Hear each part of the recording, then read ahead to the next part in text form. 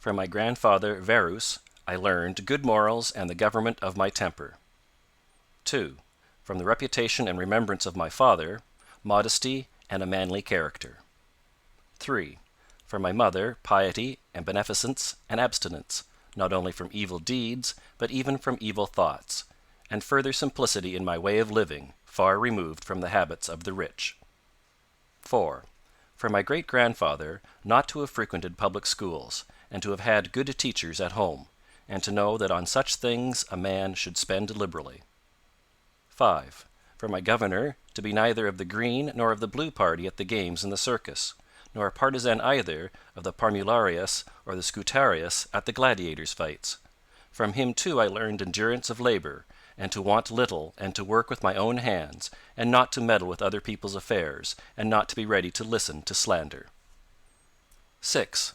From Dignatus, not to busy myself about trifling things, and not to give credit to what was said by miracle workers and jugglers about incantations and the driving away of demons and such things, and not to breed quails for fighting, nor to give myself up passionately to such things, and to endure freedom of speech, and to have become intimate with philosophy, and to have been a hearer, first of Bacchius, then of Tandasus and Marcianus, and to have written dialogues in my youth, and to have desired a plank, bed, and skin, and whatever else of the kind belongs to the Grecian discipline.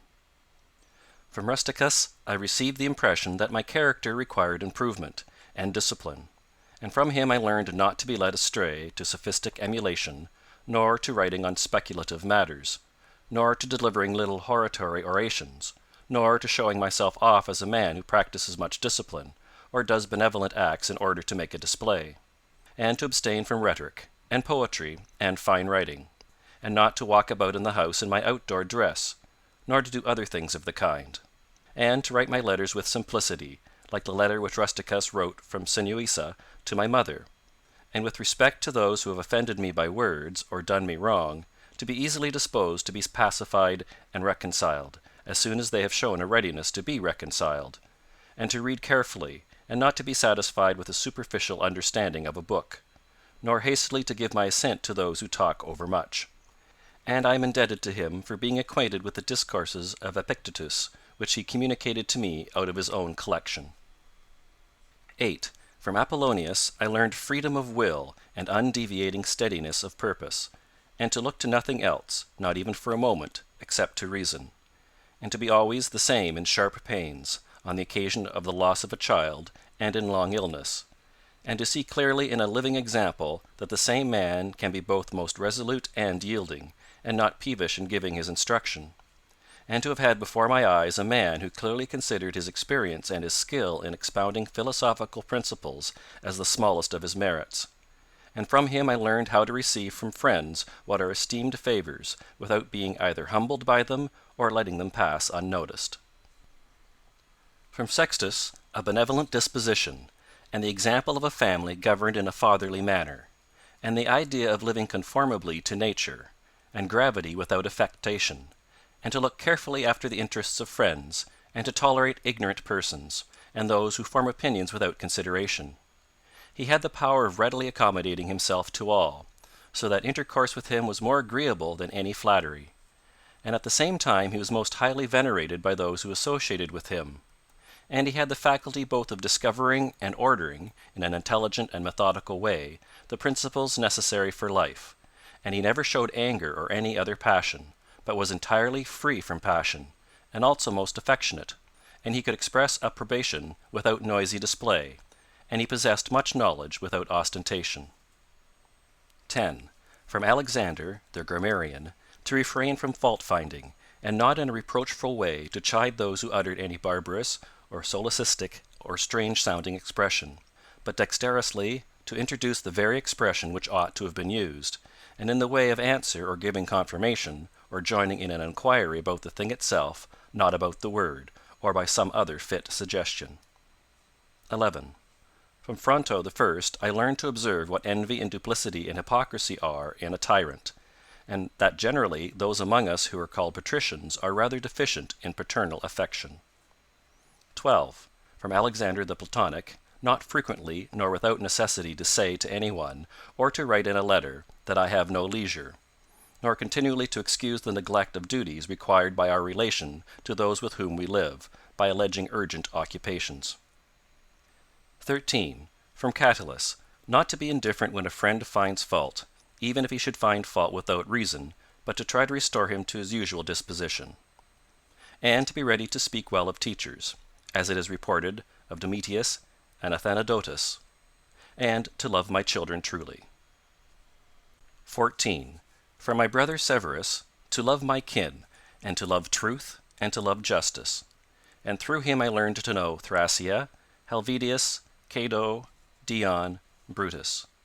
And from him I received the idea of a polity in which there is the same law for all, a polity administered with regard to equal rights and equal freedom of speech, and the idea of a kingly government which respects most of all the freedom of the governed.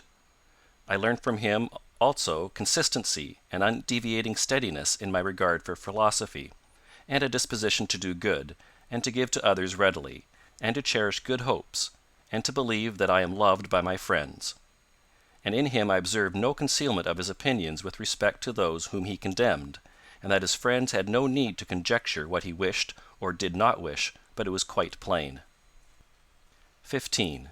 From Maximus I learned self-government, and not to be led aside by anything, and cheerfulness in all circumstances, as well as in illness, and a just admixture in the moral character of sweetness and dignity, and to do what was set before me without complaining. I observed that everybody believed that he thought as he spoke, and that in all that he did he never had any bad intention. And he never showed amazement and surprise, and was never in a hurry, and never put off doing a thing, nor was perplexed nor dejected. Nor did he ever laugh to disguise his vexation, nor on the other hand was he ever passionate or suspicious. He was accustomed to do acts of beneficence, and was ready to forgive, and was free from all falsehood. And he presented the appearance of a man who could not be diverted from right rather than of a man who had been improved. I observed too that no man could ever think that he was despised by Maximus, or ever venture to think himself a better man. He had also the art of being humorous in an agreeable way. 16. In my father I observed mildness of temper, and unchangeable resolution in the things which he had determined after due deliberation, and no vainglory in those things which men call honours, and a love of labour and perseverance, and a readiness to listen to those who had anything to propose for the common weal, an undeviating firmness in giving to every man according to his deserts, and a knowledge derived from experience of the occasions for vigorous action and for remission. And I observed that he had overcome all passion for joys, and he considered himself no more than any other citizen, and he released his friends from all obligation to sup with him or to attend him of a necessity when he went abroad, and those who failed to accompany him by reason of any urgent circumstances always found him the same. I observed too his habit of careful inquiry in all matters of deliberation, and his persistency, and that he never stopped his investigation through being satisfied with appearances which first present themselves, and that his disposition was to keep his friends, and not to be soon tired of them, nor yet to be extravagant in his affection, and to be satisfied on all occasions and cheerful, and to foresee things a long way off, and to provide for the smallest without display, and to check immediately popular applause and flattery, and to be ever watchful over the things which were necessary for the administration of the empire, and to be a good manager of the expenditure, and patiently to endure the blame which he got for such conduct. And he was neither superstitious with respect to the gods, nor did he court men by gifts or by trying to please them, or by flattering the populace. But he showed sobriety in all things, and firmness, and never any mean thoughts or action, nor love of novelty. And the things which conduce in any way to the commodity of life, and of which fortune gives an abundant supply, he used without arrogance and without excusing himself, so that when he had them he enjoyed them without affectation, and when he had them not he did not want them. No one could ever say of him that he was either a sophist or a home-bred flippant slave or pedant, but every one acknowledged him to be a man ripe, perfect, above flattery, able to manage his own and other men's affairs. Besides this, he honoured those who were true philosophers, and he did not reproach those who pretended to be philosophers, nor yet was he easily led by them. He was also easy in conversation, and he made himself agreeable without any offensive affectation. He took a reasonable care of his body's health, not as one who was greatly attached to life, nor out of regard to personal appearance, nor yet in a careless way, but so that, through his own attention, he very seldom stood in need of the physician's art, or of medicine or external applications. He was most ready to give way without envy to those who possessed any particular faculty, such as that of eloquence, or knowledge of the law, or of morals, or of anything else, and he gave them his help, that each might enjoy reputation according to his deserts. And he always acted conformably to the institutions of his country, without showing any affectation of doing so. Further, he was not fond of change, nor unsteady, but he loved to stay in the same places, and to employ himself about the same things, and after his paroxysms of headache he came immediately fresh and vigorous to his usual occupations. His secrets were not many, but very few and very rare, and these only about public matters, and he showed prudence and economy in the exhibition of the public spectacles and the construction of public buildings, his donations to the people, and in such things, for he was a man who looked to what ought to be done, not to the reputation which is got by a man's act. He did not take the bath at unseasonable hours. He was not fond of building houses, nor curious about what he eat, nor about the texture and colour of his clothes, nor about the beauty of his slaves. His dress came from Laurium, his villa on the coast, and from Lanuvium generally. We know how he behaved to the toll collector at Tusculum, who asked his pardon, and such was all his behaviour. There was in him nothing harsh, nor implacable, nor violent, nor, as one may say, anything carried to the sweating point. But he examined all things severally as if he had abundance of time, and without confusion, in an orderly way, vigorously and consistently.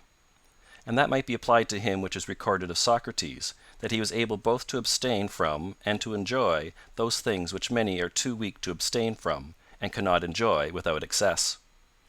But to be strong enough both to bear the one and to be sober in the other is the mark of a man who has a perfect and invincible soul, such as he showed in the illness of Maximus. 17. To the gods I am indebted for having good grandfathers, good parents, a good sister, good teachers, good associates, good kinsmen and friends, nearly everything good. Further, I owe it to the gods that I was not hurried into any offence against any of them, though I had a disposition which, if opportunity had offered, might have led me to do something of this kind. But, through their favour, there never was such a concurrence of circumstances as put me to the trial. Further, I am thankful to the gods that I was not longer brought up with my grandfather's concubine, and that I preserved the flower of my youth, and that I did not make proof of my virility before the proper season, but even deferred the time. That I was subjected to a ruler and a father who was able to take away all pride from me, and to bring me to the knowledge that it is possible for a man to live in a palace without wanting either guards, or embroidered dresses, or torches and statues, and such like show. But it is in such a man's power to bring himself very near to the fashion of a private person, without being for this reason either meaner in thought or more remiss in action, with respect to the things which must be done for the public interest in a manner that befits a ruler. I thank the gods for giving me such a brother, who was able by his moral character to rouse me to vigilance over myself, and who, at the same time, pleased me by his respect and affection. That my children have not been stupid nor deformed in body.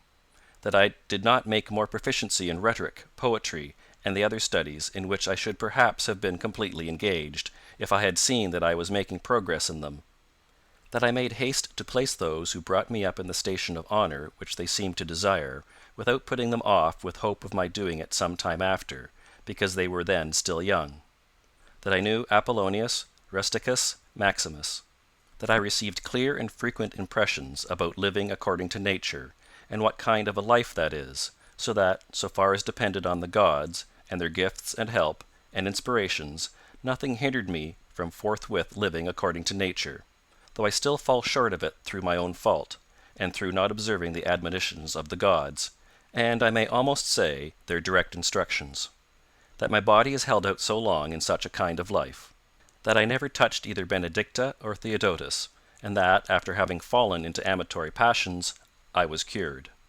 And though I was often out of humour with Rusticus, I never did anything of which I had occasion to repent, that, though it was my mother's fate to die young, she spent the last years of her life with me; that, whenever I wished to help any man in his need, or on any other occasion, I was never told that I had not the means of doing it; and that to myself the same necessity never happened, to receive anything from another; that I have such a wife, so obedient and so affectionate and so simple; that I had abundance of good masters for my children; and that remedies have been shown to me by dreams, both others and against blood spitting and giddiness; and that, when I had an inclination to philosophy, I did not fall into the hands of any sophist; and that I did not waste my time on writers of histories, or on the resolution of syllogisms, or occupy myself about the investigation of appearances in the heavens, for all these things require the help of the gods and fortune. Among the Caedi at the Granua. Begin the morning by saying to thyself, I shall meet with the busybody, the ungrateful, arrogant, deceitful, envious, unsocial. All these things happen to them by reason of their ignorance of what is good and evil. But I, who have seen the nature of the good that is beautiful, and of the bad that it is ugly, and the nature of him who does wrong, that it is akin to me, not only of the same blood or seed, but that it participates in the same intelligence and the same portion of the divinity, I can neither be injured by any of them, for no one can fix on me what is ugly, nor can I be angry with my kinsman, nor hate him. For we are made for cooperation, like feet, like hands, like eyelids, like the rows of the upper and lower teeth. To act against one another then is contrary to nature, and it is acting against one another to be vexed and to turn away. 2. Whatever this is that I am, it is a little flesh and breath, and the ruling part. Throw away thy books, no longer distract thyself; it is not allowed. But as if thou wast now dying, despise the flesh; it is blood and bones and a network, a conjecture of nerves, veins, and arteries. See the breath also, what kind of a thing it is; air, and not always the same, but every moment sent out and again sucked in. The third then is the ruling part. Consider thus: thou art an old man; no longer let this be a slave, no longer be pulled by the strings like a puppet to unsocial movements, no longer be either dissatisfied with thy present lot or shrink from the future. 3. All that is from the gods is full of providence. That which is from fortune is not separated from nature or without an interweaving and involution with the things which are ordered by providence. From thence all things flow, and there is besides necessity, and that which is for the advantage of the whole universe, of which thou art a part. But that is good for every part of nature which the nature of the whole brings, and what serves to maintain this nature. Now the universe is preserved, as by the changes of the elements, so by the changes of things compounded of the elements.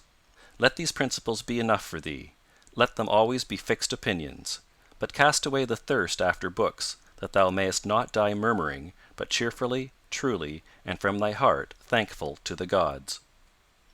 4. Remember how long thou hast been putting off these things, and how often thou hast received an opportunity from the gods, and yet dost not use it. Thou must now at last perceive of what universe thou art a part, and of what administrator of the universe thy existence is in a flux, and that a limit of time is fixed for thee, which if thou dost not use for clearing away the clouds from thy mind, it will go and thou wilt go, and it will never return. 5. Every moment think steadily as a Roman, and a man to do what thou hast in hand with perfect and simple dignity, and feeling of affection, and freedom, and justice, and to give thyself relief from all other thoughts. And thou wilt give thyself relief if thou doest every act of thy life as if it were the last, laying aside all carelessness and passionate aversion from the commands of reason, and all hypocrisy, and self-love, and discontent with the portion which has been given to thee. Thou seest how few the things are, the which if a man lays hold of, he is able to live a life which flows in quiet, and is like the existence of the gods. For the gods on their part will require nothing more from him who observes these things. 6. Do wrong to thyself, my soul, but thou wilt no longer have the opportunity of honoring thyself. Every man's life is sufficient, but thine is nearly finished, though thy soul reverences not itself, but places thy felicity in the souls of others. 7. Do the things external which fall upon thee distract thee? Give thyself time to learn something new and good, and cease to be whirled about. But then thou must also avoid being carried about the other way, for those too are triflers who have wearied themselves in life by their activity, and yet have no object to which to direct every movement, and in a word, all their thoughts. 8. Through not observing what is in the mind of another man, has seldom been seen to be unhappy. But those who do not observe the movements of their own minds must of necessity be unhappy. 9. This thou must always bear in mind: what is the nature of the whole, and what is my nature, and how this is related to that, and what kind of a part it is of what kind of a whole, and that there is no one who hinders thee from always doing and saying the things which are according to the nature of which thou art a part. 10. Theophrastus, in his comparison of bad acts, such a comparison as one would make in accordance with the common notions of mankind, says, like a true philosopher, that the offences which are committed through desire are more blamable than those which are committed through anger. For he who is excited by anger seems to turn away from reason with a certain pain and unconscious contraction, but he who offends through desire, being overpowered by pleasure, seems to be in a manner more intemperate and more womanish in his offences. Rightly then, and in a way worthy of philosophy, he said that the offence which is committed with pleasure is more blamable than that which is committed with pain. And on the whole the one is more like a person who has been first wronged and through pain is compelled to be angry, but the other is moved by his own impulse to do wrong, being carried toward doing something by desire. 11. Since it is possible that thou mayest depart from life this very moment, regulate every act and thought accordingly. But to go away from among men, if there are gods, is not a thing to be afraid of, for the gods will not involve thee in evil. But if indeed they do not exist, or if they have no concern about human affairs, what is it to me to live in a universe devoid of gods or devoid of providence? But in truth they do exist, and they do not care for human things, and they have put all the means in man's power to enable him not to fall into real evils. And as to the rest, if there was anything evil, they would have provided for this also, that it should be altogether in a man's power not to fall into it. Now, that which does not make a man worse, how can it make a man's life worse? But neither through ignorance, nor having the knowledge, but not the power to guard against or correct these things, it is possible that the nature of the universe has overlooked them. Nor is it possible that it has made so great a mistake, either through want of power or want of skill, that good and evil should happen indiscriminately to the good and the bad. But death certainly, and life, honor and dishonor, pain and pleasure, all these things equally happen to good men and bad, being things which make us neither better nor worse. Therefore they are neither good nor evil. 12. How quickly all these things disappear! In the universe the bodies themselves, but in time the remembrance of them. What is the nature of all sensible things, and particularly those which attract with the bait of pleasure, or terrify by pain, or are noised about by vapory fame? How worthless and contemptible and sordid and perishable and dead they are!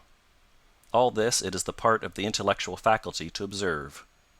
To observe, too, who these are whose opinions and voices give reputation, what death is, and the fact that, if a man looks at it in himself, and by the abstractive power of reflection resolves into their parts all the things which present themselves to the imagination in it, he will then consider it to be nothing else than an operation of nature. And if any one is afraid of an operation of nature, he is a child. This, however, is not only an operation of nature, but it is also a thing which conduces to the purposes of nature. To observe, too, how man comes near to the Deity, and by what part of him, and when this part of man is so disposed. 13. Nothing is more wretched than a man who traverses everything in a round, and pries into things beneath the earth, as the poet says, and seeks by conjecture what is in the minds of his neighbors, without perceiving that it is sufficient to attend to the demon within him, and to reverence it sincerely. And reverence of the demon consists in keeping it pure from passion and thoughtlessness, and dissatisfaction with what comes from gods and men. For the things from gods merit veneration for their excellence, and the things from men should be dear to us by reason of kinship, and sometimes even, in a manner, they move our pity by reason of men's ignorance of good and bad, this defect being not less than that which deprives us of the power of distinguishing things that are white and black. 14. Though thou shouldest be going to live 3,000 years, and as many times 10,000 years, still remember that no man loses any other life than this which he now lives, nor lives any other than this which he now loses. The longest and shortest are thus brought to the same, for the present is the same to all, though that which perishes is not the same, and so that which is lost appears to be a mere moment. For a man cannot lose either the past or the future, for what a man has not, how can anyone take this from him? These two things then thou must bear in mind: the one, that all things from eternity are of like forms and come round in a circle, and that it makes no difference whether a man shall see the same things during 100 years or 200 or an infinite time. And the second, that the longest liver and he who will die soonest lose just the same. For the present is the only thing of which a man can be deprived. If it is true that this is the only thing which he has, and that a man cannot lose a thing if he has it not. 15. Remember that all is opinion. For what was said by the Cynic Monimus is manifest, and manifest too is the use of what was said, if a man receives what may be got out of it as far as it is true. 16. The soul of man does violence to itself, first of all when it becomes as abscess, and, as it were, a tumour on the universe, so far as it can. For to be vexed at anything which happens is a separation of ourselves from nature, in some part of which the natures of all other things are contained. In the next place, the soul does violence to itself when it turns away from any man, or even moves towards him with the intention of injuring, such as are the souls of those who are angry. In the third place, the soul does violence to itself when it is overpowered by pleasure or by pain. Fourthly, when it plays a part, and does or says anything insincerely and untruly. Fifthly, when it allows any act of its own and any movement to be without an aim, and does anything thoughtlessly and without considering what it is, being right that even the smallest things be done with reference to an end. And the end of rational animals is to follow the reason and the law of the most ancient city and polity. 17. Of human life the time is a point, and the substance is in a flux, and the perception dull, and the composition of the whole body subject to putrefaction, and the soul of a whirl, and fortune hard to divine, and fame a thing devoid of judgment. And to say all in a word, everything which belongs to the body is a stream, and what belongs to the soul is a dream and vapor, and life is a warfare and a stranger's sojourn, and after fame is oblivion. What then is that which is able to conduct a man? One thing, and only one: philosophy. But this consists in keeping the demon within a man free from violence and unharmed, superior to pains and pleasures, doing nothing without a purpose, nor yet falsely and with hypocrisy, not feeling the need of another man's doing or not doing anything, and besides accepting all that happens and all that is allotted, as coming from thence, wherever it is, from whence he himself came, and finally waiting for death with a cheerful mind, as being nothing else than a dissolution of the elements of which every living being is compounded. But if there is no harm to the elements themselves in each continually changing into another, why should a man have any apprehension about the change and dissolution of all the elements? For it is according to nature, and nothing is evil which is according to nature.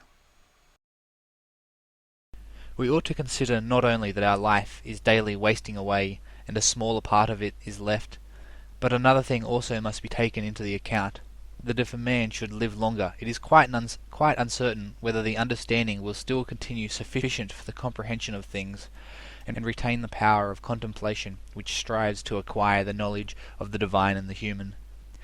For if he shall begin to fall into dotage, perspiration and nutrition, and imagination and appetite, and whatever else there is of the kind will not fail.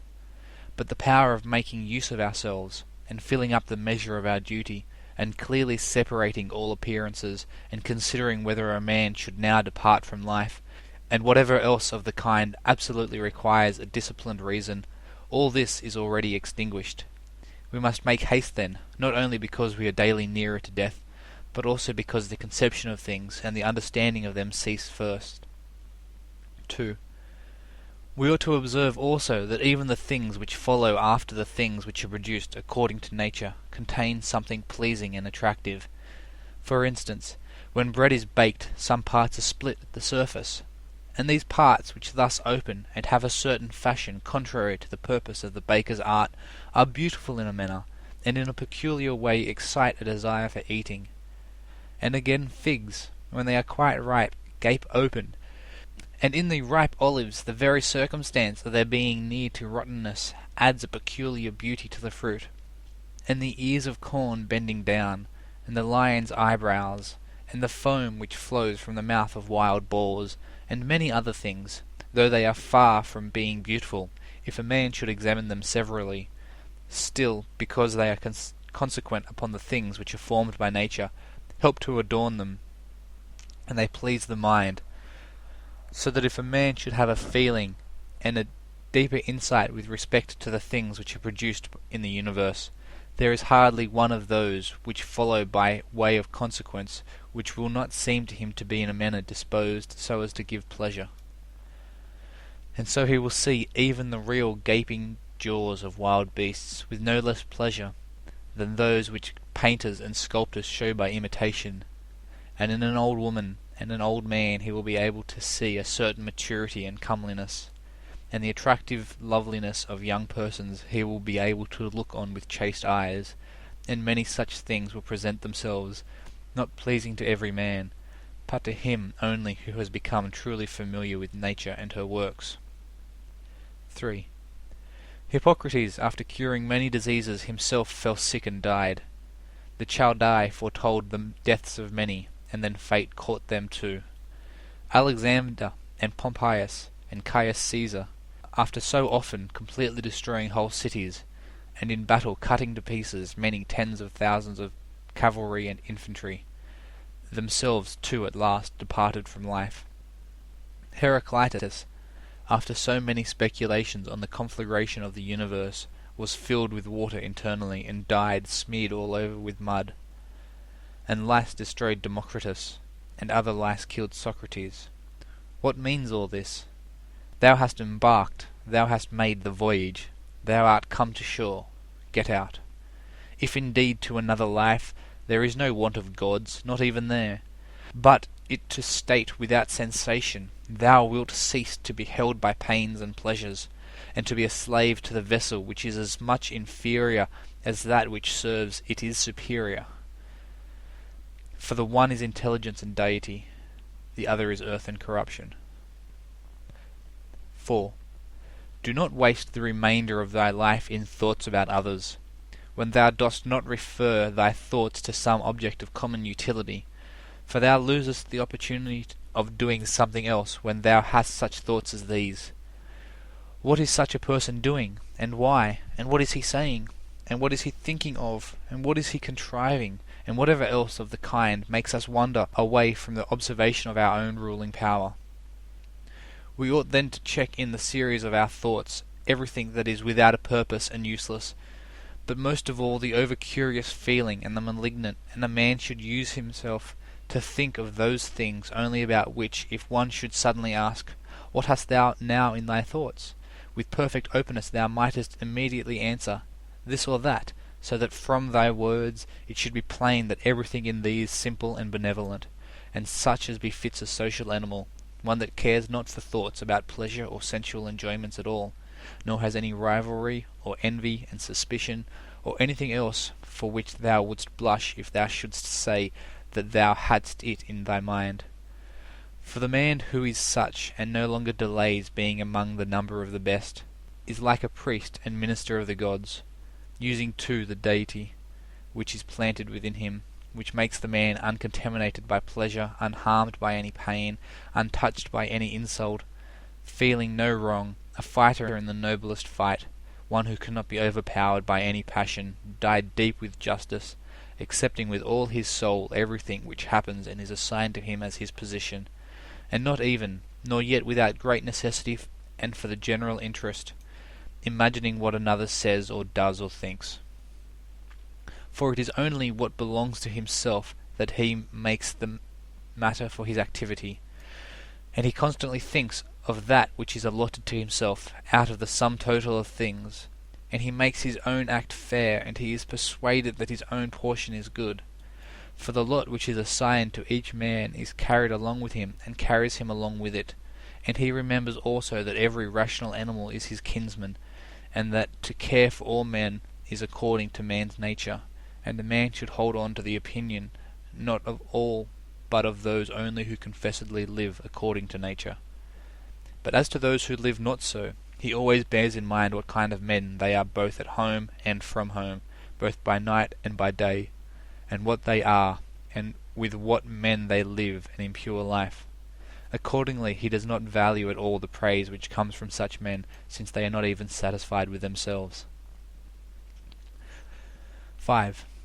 Labour not unwillingly, nor without regard to common interest, nor without due consideration, nor with distraction, nor let studied ornaments set off thy thoughts, and be not either a man of many words, or busy about too many things.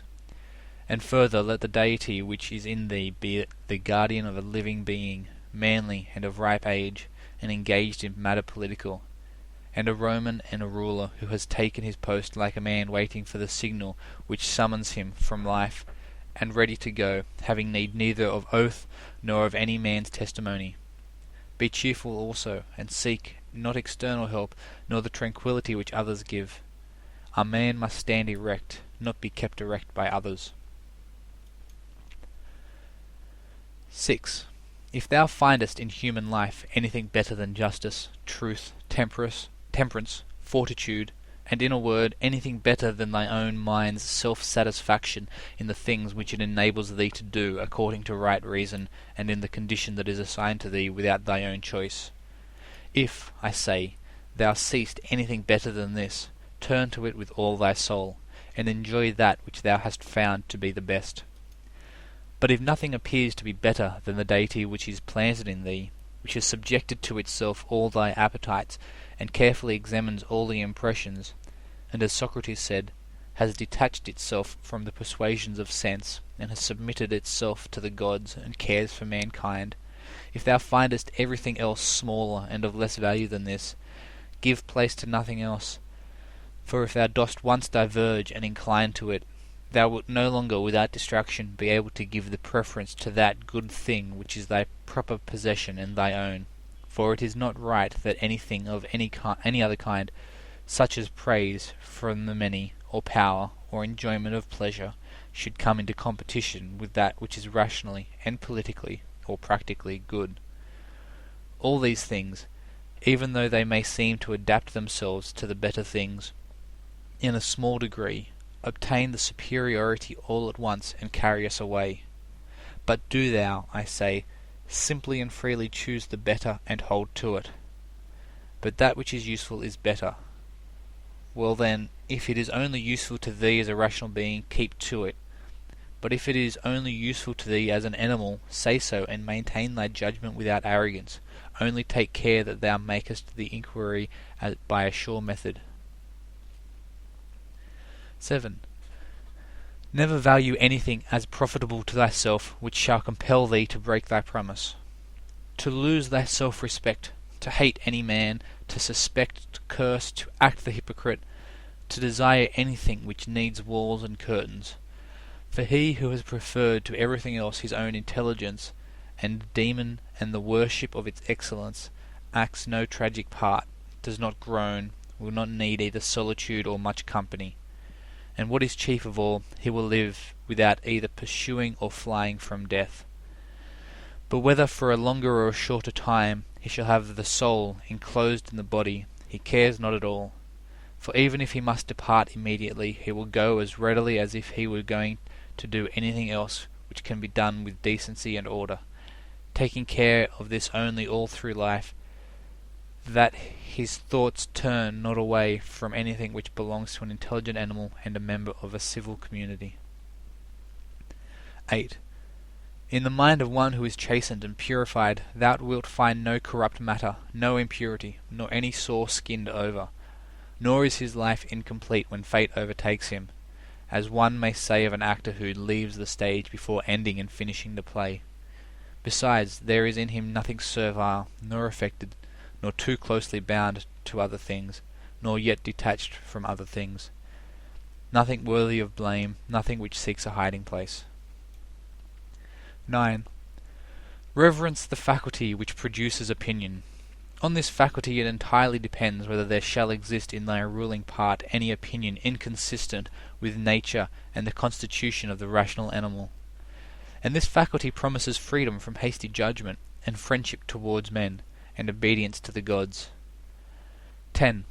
Throwing away then all things, hold to these only which are few, and besides bear in mind that every man lives only his present time, which is an indivisible point, and that all the rest of his life is either past or it is uncertain.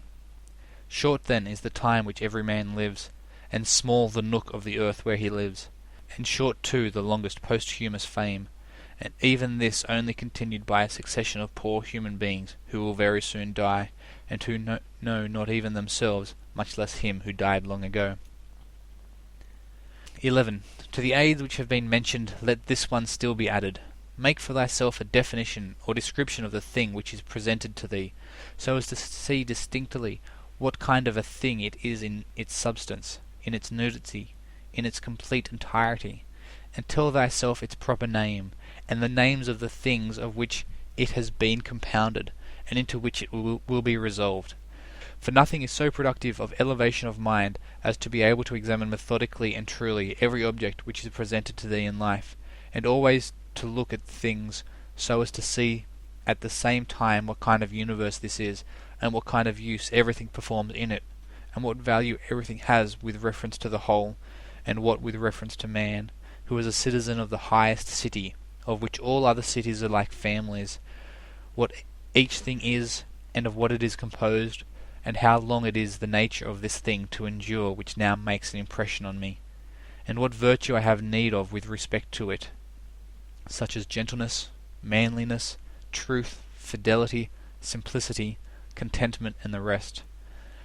Wherefore on every occasion a man should say, this comes from God, and this is according to the appointment and spinning of the thread of destiny, and such like coincidence and chance, and this is from one of the same stock, and a kinsman and partner, one who knows not however what is according to his nature.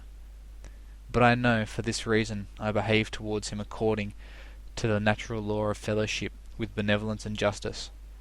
At the same time, however, in things indifferent, I attempt to ascertain the value of each. 12. If thou workest at that which is before thee, following right reason seriously, vigorously, calmly, without allowing anything else to distract thee, but keeping thy divine part pure, as if thou shouldst be bound to give it back immediately, if thou holdest to this, expecting nothing, fearing nothing, but satisfied with thy present activity according to nature, and with heroic truth in every word and sound which thou utterest, thou wilt live happy, and there is no man who is able to prevent this.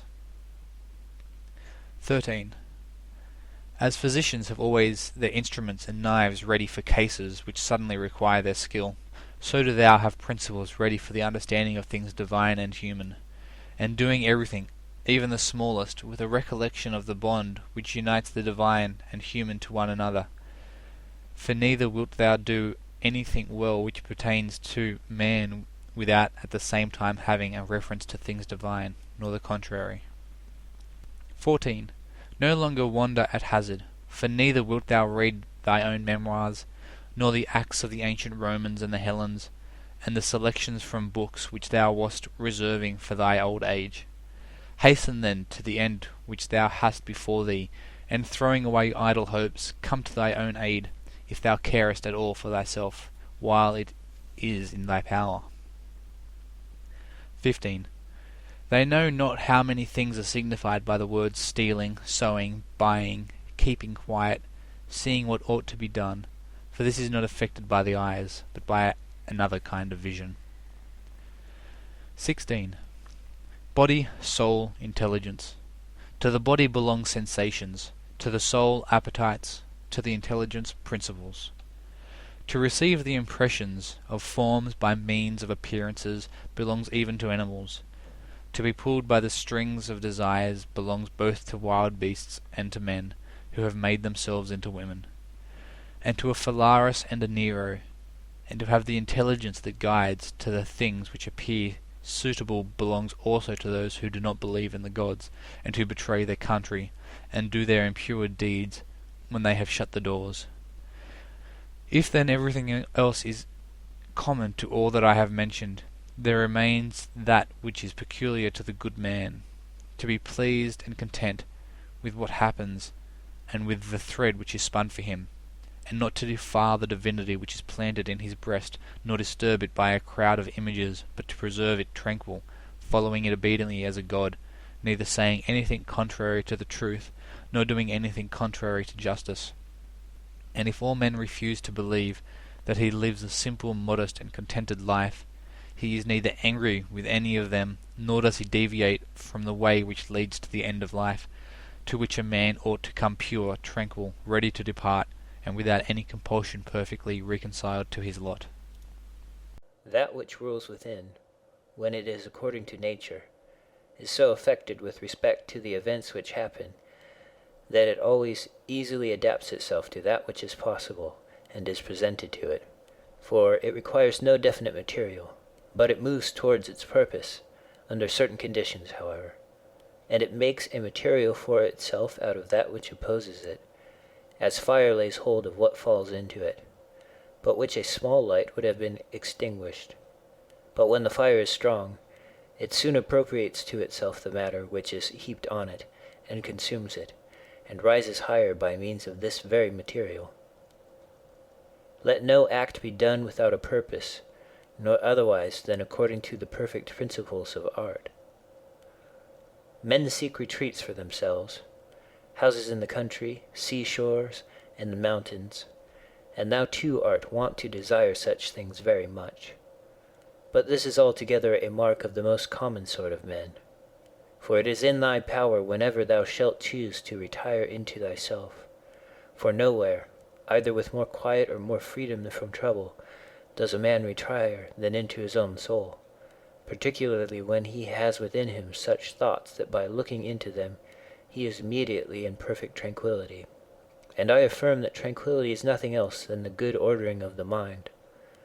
Constantly then give to thyself this retreat, and renew thyself, and let thy principles be brief and fundamental, which, as soon as thou shalt recur to them, will be sufficient to cleanse the soul completely, and to send thee back free from all discontent with the things to which thou returnest. For with what art thou discontented? With the badness of men?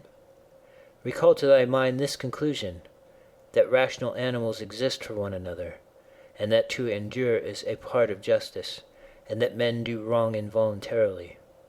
And consider how many already, after mutual enmity, suspicion, hatred, and fighting, have been stretched dead, reduced to ashes, and be quiet at last.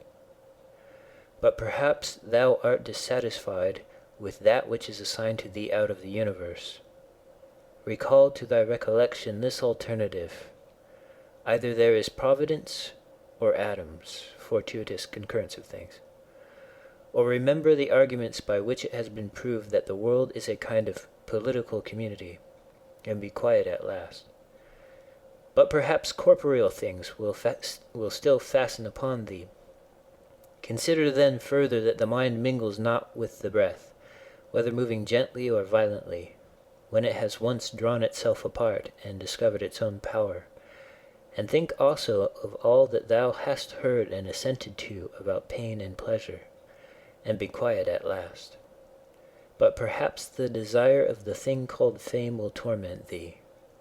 See how soon everything is forgotten, and look at the chaos of infinite time on each side of the present, and the emptiness of applause, and the changeableness and want of judgment in those who pretend to give praise, and the narrowness of the space within which it is circumscribed, and be quiet at last. For the whole earth is a point, and how small a nook in it is this thy dwelling place, and how few are there in it, and what kind of people are they who will praise thee? This then remains. remember to retire into this little territory of thy own, and, above all, do not distract or strain thyself, but be free, at look and things as a man, as a human being, as a citizen, as a mortal. But among the things readiest to thy hand to which thou shalt return, let there be these, which are two. One is that things do not touch the soul, for they are external and remain immovable, but our perturbations come only from the opinion which is within. The other is that all these things, which thou seest, change immediately and will no longer be, and constantly bear in mind how many of these changes thou hast already witnessed. The universe is transformation. Life is opinion. If our intellectual part is common, the reason also, in respect of which we are rational beings, is common. If this is so, common also is the reason which commands us what to do and what not to do. If this is so, there is a common law also. If this is so, we are fellow citizens. If this is so, we are members of some political community. If this is so, the world is in a manner a state. For of what other common political community will anyone say that the whole human race are members? And from this common political community comes also our very intellectual faculty and reasoning faculty and our capacity for law. Or whence do they come? For as my earthly part is a portion given to me from certain earth, and that which is watery from another element, and that which is hot and fiery from some peculiar source, for nothing comes out of that which is nothing, as nothing also returns to non-existence. So also the intellectual part comes from some source.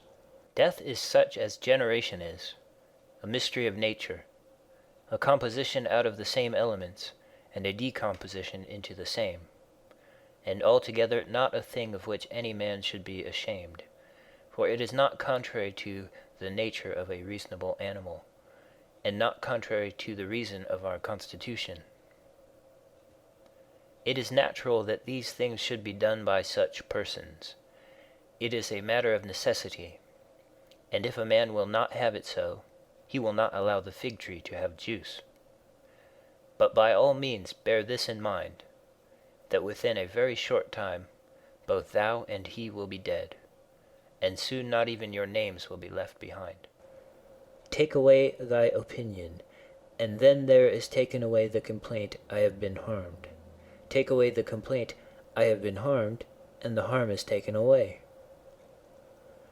That which does not make a man worse than he was, also does not make his life worse, nor does it harm him either from without or from within. The nature of that which is universally useful has been compelled to do this. Consider that everything which happens, happens justly, and if thou observest carefully, thou wilt find it to be so. I do not say only with respect to the continuity of the series of things, but with respect to what is just, and as if it were done by one who assigns to each thing its value. Observe then that thou hast begun, and whatever thou doest, do it in conjunction with this, the being good, and in the sense in which a man is properly understood to be good. Keep to this in every action.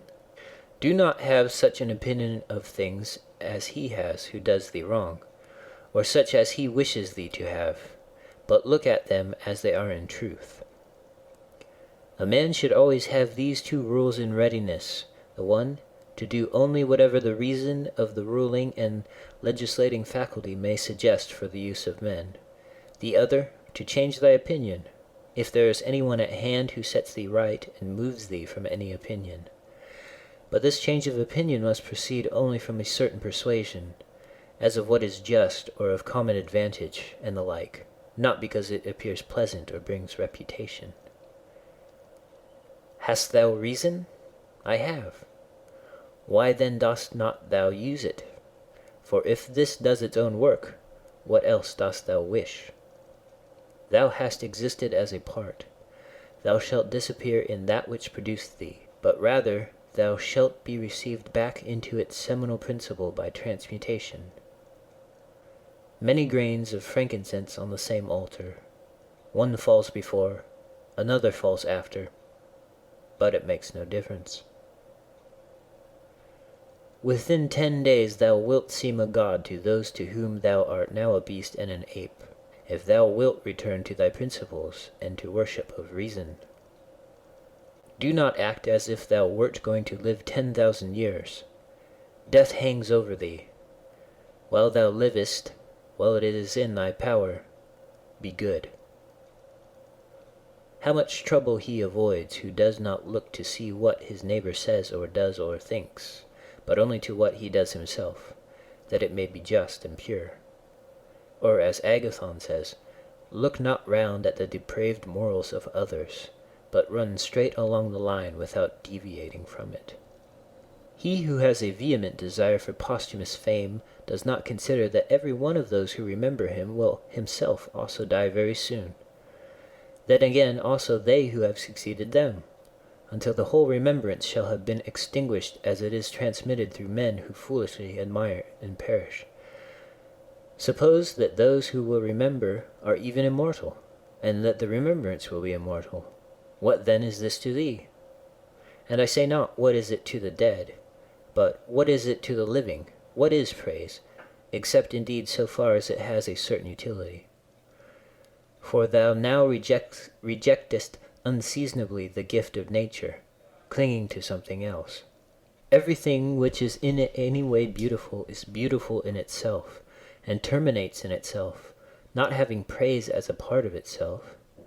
Neither worse then nor better is a thing made by being praised. I affirm this also of the things which are called beautiful by the vulgar, for example, material things and works of art. That which is really beautiful has no need of anything, not more than law, not more than truth, not more than benevolence or modesty.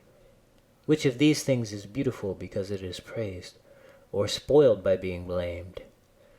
Is such a thing as an emerald made worse than it was, if it is not praised? Or gold, ivory, purple, a lyre, a little knife, a flower, a shrub? If souls continue to exist, how does the air contain them from eternity? But how does the earth contain the bodies of those who have been buried from times so remote? For as here the mutation of these bodies, after a certain continuance, whatever it may be, and their dissolution make room for other dead bodies, so the souls which are removed into the air after subsisting for some time are transmuted and diffused, and assume a fiery nature by being received into the seminal intelligence of the universe, and in this way make room for the fresh souls which come to dwell there. And this is the answer which a man might give on the hypothesis of souls continuing to exist. But we must not only think of the number of bodies which are thus buried, but also of the number of animals which are daily eaten by us and the other animals. For what a number is consumed, and thus in a manner buried in the bodies of those who feed on them. And nevertheless this earth receives them by reason of the changes of these bodies into blood, and the transformations into the aerial or the fiery element. What is the investigation into the truth of the matter? The division into that which is material, and that which is the cause of form, the formal. Do not be whirled about, but in every movement have respect to justice, and on the occasion of every impression maintain the faculty of comprehension or understanding. Everything harmonizes with me which is harmonious to thee, O universe. Nothing for me is too early nor too late, which is in due time for thee. Everything is fruit to me which thy seasons bring, O nature. From thee are all things, in thee are all things, to thee all things return. The poet says, dear city of sea crops, and wilt not thou say, dear city of Zeus? Occupy thyself with few things, says the philosopher, if thou wouldst be tranquil. But consider if it would not be better to say, do what is necessary, and whatever the reason of the animal which is naturally social requires, and as it requires. For this brings not only the tranquility which comes from doing well, but also that which comes from doing few things. For the greatest part of what we say and do being unnecessary, if a man takes this away, he will have more leisure and less uneasiness.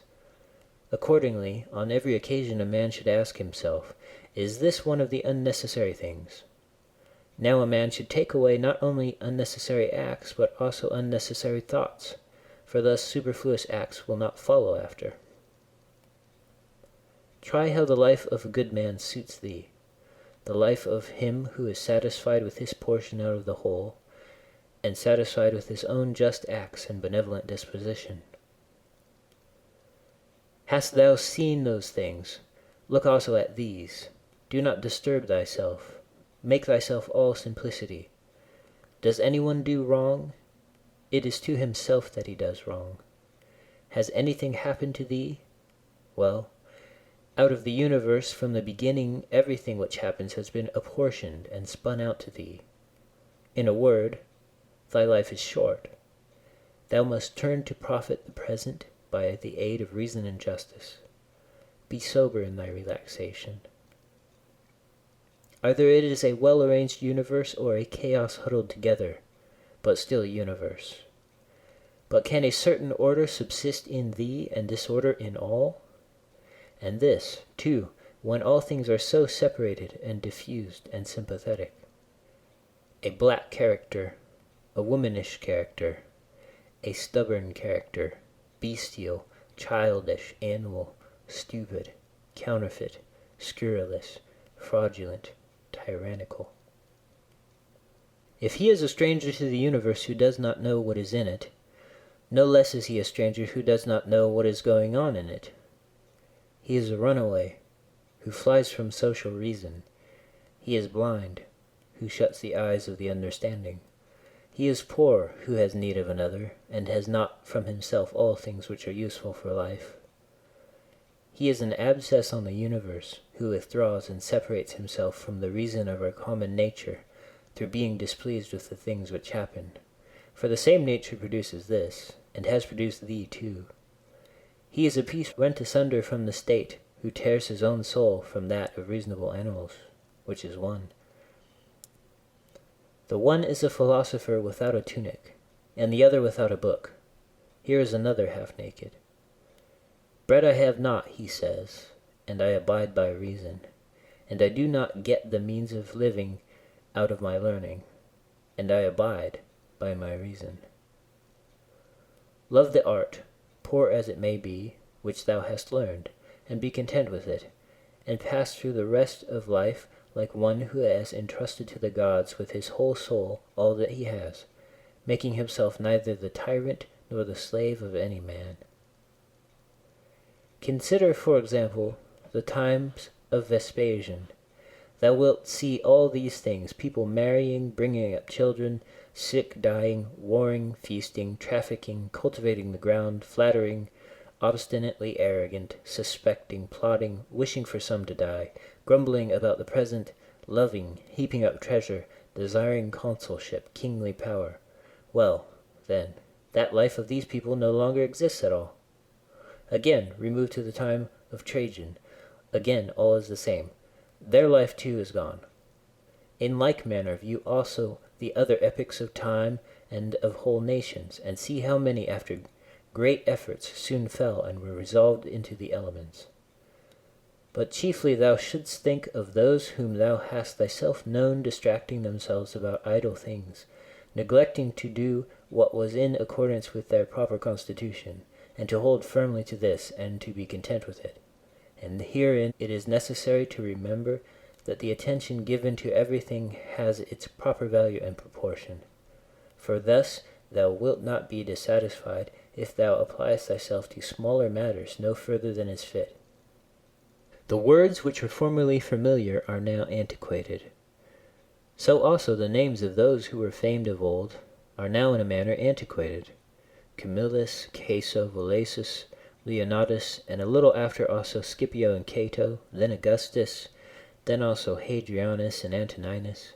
For all things soon pass away and become a mere tale, and complete oblivion soon buries them. And I say this of those who have shown in a wondrous way. For the rest, as soon as they have breathed out their breath, they are gone, and no man speaks of them. And to conclude the matter, what is even an eternal remembrance? A mere nothing. What, then, is that about which we ought to employ our serious pains? This one thing: thoughts just, and acts social, and words which never lie, and a disposition which gladly accepts all that happens as necessary, as usual, as flowing from a principle and a source of the same kind. Willingly give thyself up to Clotho, one of the Fates, allowing her to spin thy thread into whatever things she pleases. Everything is only for a day, both that which remembers and that which is remembered. Observe constantly that all things take place by change, and accustom thyself to consider that the nature of the universe loves nothing so much as to change the things which are, and to make new things like them. For everything that exists is in a manner the seed of that which will be, but thou art thinking only of seeds which are cast into the earth or into a womb. But this is a very vulgar notion. Thou wilt soon die, and thou art not yet simple, not free from perturbations, not without suspicion of being hurt by external things, nor kindly disposed toward all, nor dost thou yet place wisdom only in acting justly. Examine men's ruling principles, even those of the wise, what kind of things they avoid, and what kind they pursue. What is evil to thee does not subsist in the ruling principle of another, nor yet in any turning and mutation of thy corporeal covering. Where is it then? It is in that part of thee in which subsists the power of forming opinions about evils. Let this power then not form such opinions, and all is well. And if that which is nearest to it, the poor body, is cut, burnt, filled with matter and rottenness, nevertheless let the part which forms opinions about these things be quiet. That is, let it judge that nothing is either bad or good which can happen equally to the bad man and the good. For that which happens equally to him who lives contrary to nature, and to him who lives according to nature, is neither according to nature nor contrary to nature. Constantly regard the universe as one living being, having one substance and one soul, and observe how all things have reference to one perception, the perception of this one living being, and how all things act with one movement, and how all things are the cooperative causes of all things which exist. Observe, too, the continuous spinning of the thread and the contexture of the web. Thou art a little soul bearing about a corpse, as Epictetus used to say. It is no evil for things to undergo change, and no good for things to subsist in consequence of change. Time is like a river made up of the events which happen, and a violent stream, for as soon as a thing has been seen, it is carried away, and another comes in its place, and this will be carried away too. Everything which happens is as familiar and well known as the rose in spring and the fruit in summer. For such is disease and death and calumny and treachery and whatever else delights fools or vexes them. In the series of things, those which follow are always aptly fitted to those which have gone before. For this series is not like a mere enumeration of disjointed things, which only has a necessary sequence, but it is a rational connection. And as all existing things are arranged together harmoniously, so the things which come into existence exhibit no mere succession, but a certain wonderful relationship. Always remember the saying of Heraclitus, that the death of earth is to become water, and the death of water is to become air, and the death of air is to become fire, and reversely. And think too of him who forgets whither the way leads, and that men quarrel with that with which they are most constantly in communion, the reason which governs the universe. And the things which they daily meet with seem to them strange, and consider that we ought not to act and speak as if we were asleep, for even in sleep we seem to act and speak, and that we ought not, like children who learn from their parents, simply to act and speak as we have been taught. If any god told thee that thou shalt die tomorrow, or certainly on the day after tomorrow, thou wouldst not care much whether it was on the third day or on the morrow, unless thou wast in the highest degree mean-spirited, for how small is the difference? So think, it is no great thing to die after as many years as thou canst name, rather than tomorrow. Think continually how many physicians are dead after often contracting their eyebrows over the sick, and how many astrologers after predicting with great pretensions the deaths of others, and how many philosophers after endless discourses on death or immortality, how many heroes after killing thousands, and how many tyrants who have used their power over men's lives with terrible insolence as if they were immortal, and how many cities are entirely dead, so to speak, Hellas and Pompeii and Herculaneum, and others innumerable. Add to the reckoning all whom thou hast known, one after another. One man, after burying another, has been laid out dead, and another buries him, and all this in a short time. To conclude, always observe how ephemeral and worthless human things are, and what was yesterday a little mucus, tomorrow will be a mummy or ashes. Pass then through this little space of time conformably to nature, and end thy journey in content, just as an olive falls off when it is ripe, blessing nature who produced it, and thanking the tree on which it grew. Be like the promontory against which the waves continually break, but it stands firm and tames the fury of the water around it. Unhappy am I because this has happened to me. Not so. But happy am I, though this has happened to me, because I continue free from pain, neither crushed by the present nor fearing the future. For such a thing as this might have happened to every man, but every man would not have continued free from pain on such an occasion. Why, then, is that rather a misfortune than this a good fortune? And dost thou in all cases call that a man's misfortune, which is not a deviation from man's nature? And does a thing seem to thee to be a deviation from man's nature, when it is not contrary to the will of man's nature? Well, thou knowest the will of nature. Will then this which has happened prevent thee from being just, magnanimous, temperate, prudent, secure against inconsiderate opinions and falsehoods? Will it prevent thee from having modesty, freedom, and everything else, by the presence of which man's nature obtains all that is its own? Remember, too, in every occasion which leads thee to vexation, to apply this principle, not that this is a misfortune, but that to bear it nobly is good fortune. It is a vulgar but still a useful help towards contempt of death, to pass in review those who have tenaciously stuck to life. What more, then, have they gained than those who have died early? Certainly they lie in their tombs somewhere at last. Cadicianus, Fabius Julianus Lepidus, or anyone else like them, who have carried out many to be buried, and then were carried out themselves. Altogether the interval is small between birth and death. And consider with how much trouble, and in company with what sort of people, and in what a feeble body this interval is laboriously passed. Do not then consider life a thing of any value. For look to the immensity of time behind thee, and to the time which is before thee, another boundless space. In this infinity, then, what is the difference between him who lives 3 days and him who lives 3 generations? Always run the short way, and the short way is the natural.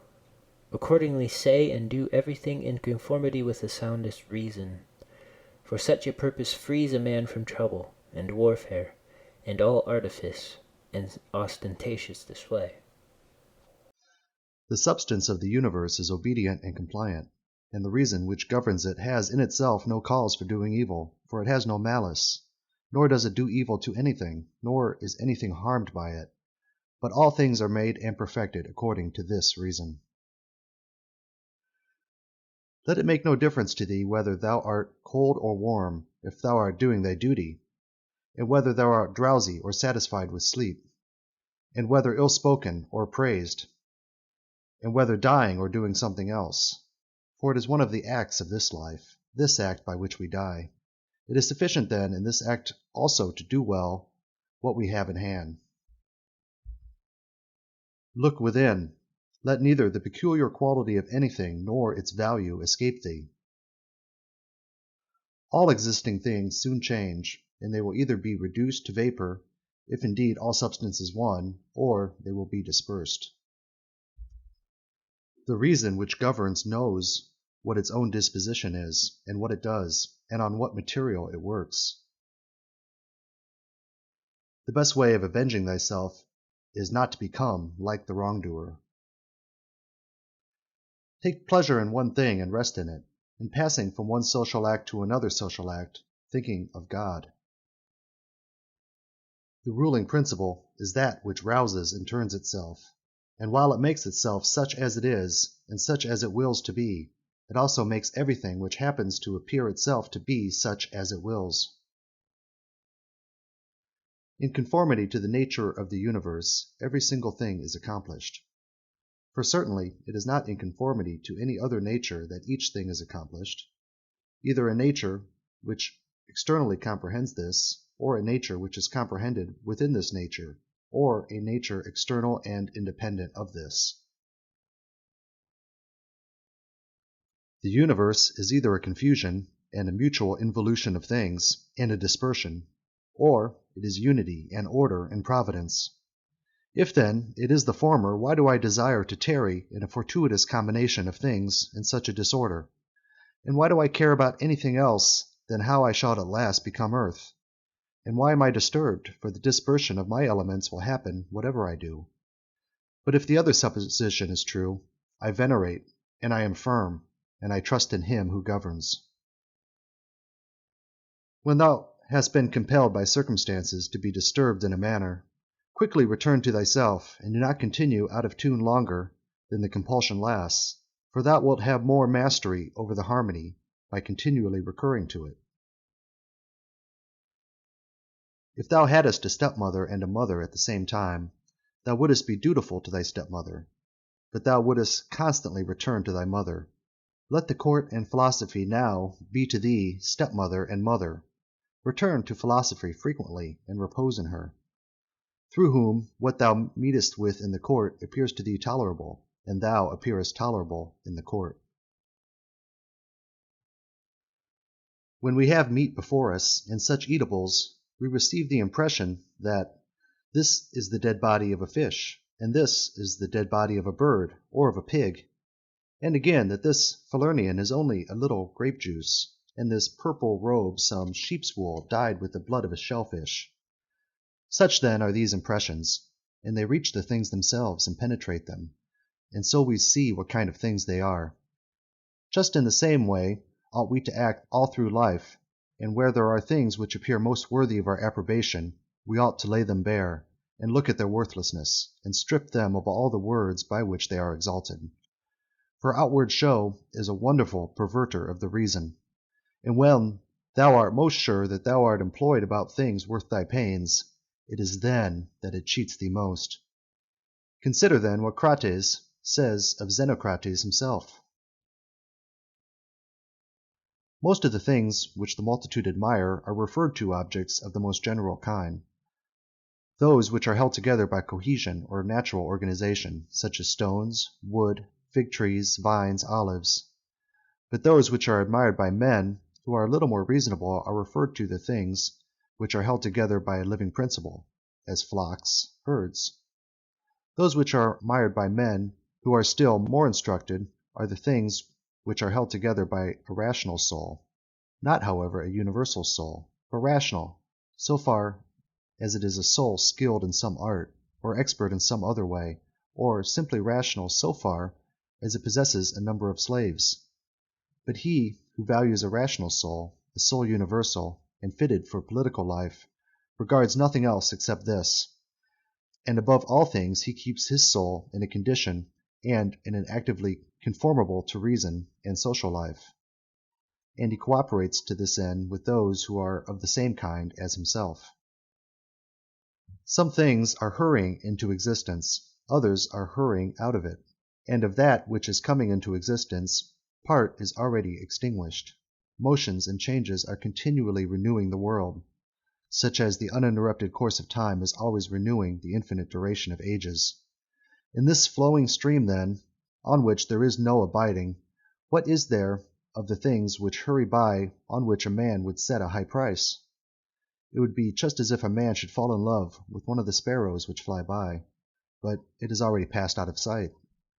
Something of this kind is the very life of every man, like the exhalation of the blood and the respiration of the air.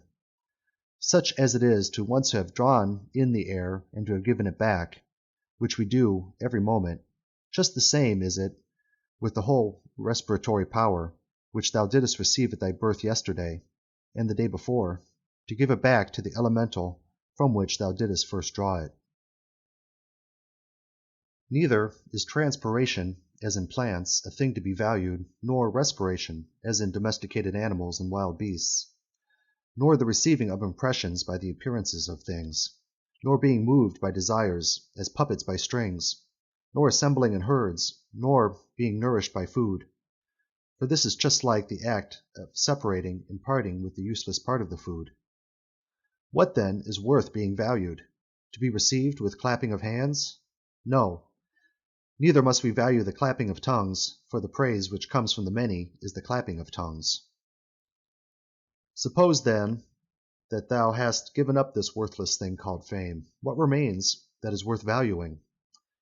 This, in my opinion, to move thyself and to restrain thyself in conformity to thy proper constitution, to which end both all employments and arts lead. For every art aims at this, that the thing which has been made should be adapted to the work for which it has been made. And both the vine planter who looks after the vine, and the horse breaker, and he who trains the dog, seeks this end. But the education and the teaching of youth aim at something. And this, then, is the value of the education and the teaching. And if this is well, thou wilt not seek anything else. Wilt thou not cease to value many other things too? Then thou wilt neither be free nor sufficient for thy own happiness, nor without passion. For of necessity thou must be envious, jealous, and suspicious of those who can take away those things and plot against those who have that which is valued by thee. Of necessity, a man must be altogether in a state of perturbation who wants any of these things, and besides he must often find fault with the gods. But to reverence and honor thy own mind will make thee content with thyself, and in harmony with society, and agreement with the gods, that is, praising all that they give and have ordered. Above, below, all around are the movements of the elements, but the motion of virtue is in none of these. It is something more divine, and advancing by a way hardly observed, it goes happily on its road. How strangely men act! They will not praise those who are living at the same time and living with themselves, but to be themselves praised by posterity, by those whom they have never seen or will ever see, this they set much value on. But this is very much the same as if thou shouldest be grieved because those who have lived before thee did not praise thee. If a thing is difficult to be accomplished by thyself, do not think that it is impossible for man. But if anything is possible for man, and conformable to his nature, think that this can be attained by thyself too. In the gymnastic exercises, suppose that a man has torn thee with his nails, and by dashing against thy head has inflicted a wound. Well, we neither show any signs of vexation, nor are we offended, nor do we suspect him afterward as a treacherous fellow. And yet we are on our guard against him, not however as an enemy, nor with suspicion, but we quietly get out of his way. Something like this let thy behavior be in all other parts of life. Let us overlook many things in those who are like antagonists in the gymnasium. For it is in our power, as I said, to get out of the way, and to have no suspicion or hatred. If a man is able to convince me and show me that I do not think or act right, I will gladly change, for I seek the truth by which no man was ever injured, but he is injured who abides in his error and ignorance. I do my duty. Other things trouble me not, for they are either things without life, or things without reason, or things that have rambled and know not the way. As to the animals which have no reason, and generally all things and objects, do thou, since thou hast reason, and they have none, make use of them with a generous and liberal spirit. But towards human beings, as they have reason, behave in a social spirit. And on all occasions call on the gods, and do not perplex thyself about the length of time in which thou shalt do this, for even 3 hours so spent are sufficient. Alexander the Macedonian and his groom by death were brought to the same state, for either they were received among the same seminal principles of the universe, or they were alike dispersed among the atoms. Consider how many things in the same indivisible time take place in each of us, things which concern the body, and things which concern the soul. And so thou wilt not wonder if many more things, or rather all things which come into existence in that which is the one and all, which we call cosmos, exist in it at the same time. If any man should propose to thee the question, how the name Antoninus is written, wouldst thou with a straining of the voice utter each letter? What then if they grow angry? Wilt thou grow angry too? Wilt thou not go on with composure and number every letter? Just so, then, is this life. Also remember that every duty is made up of certain parts.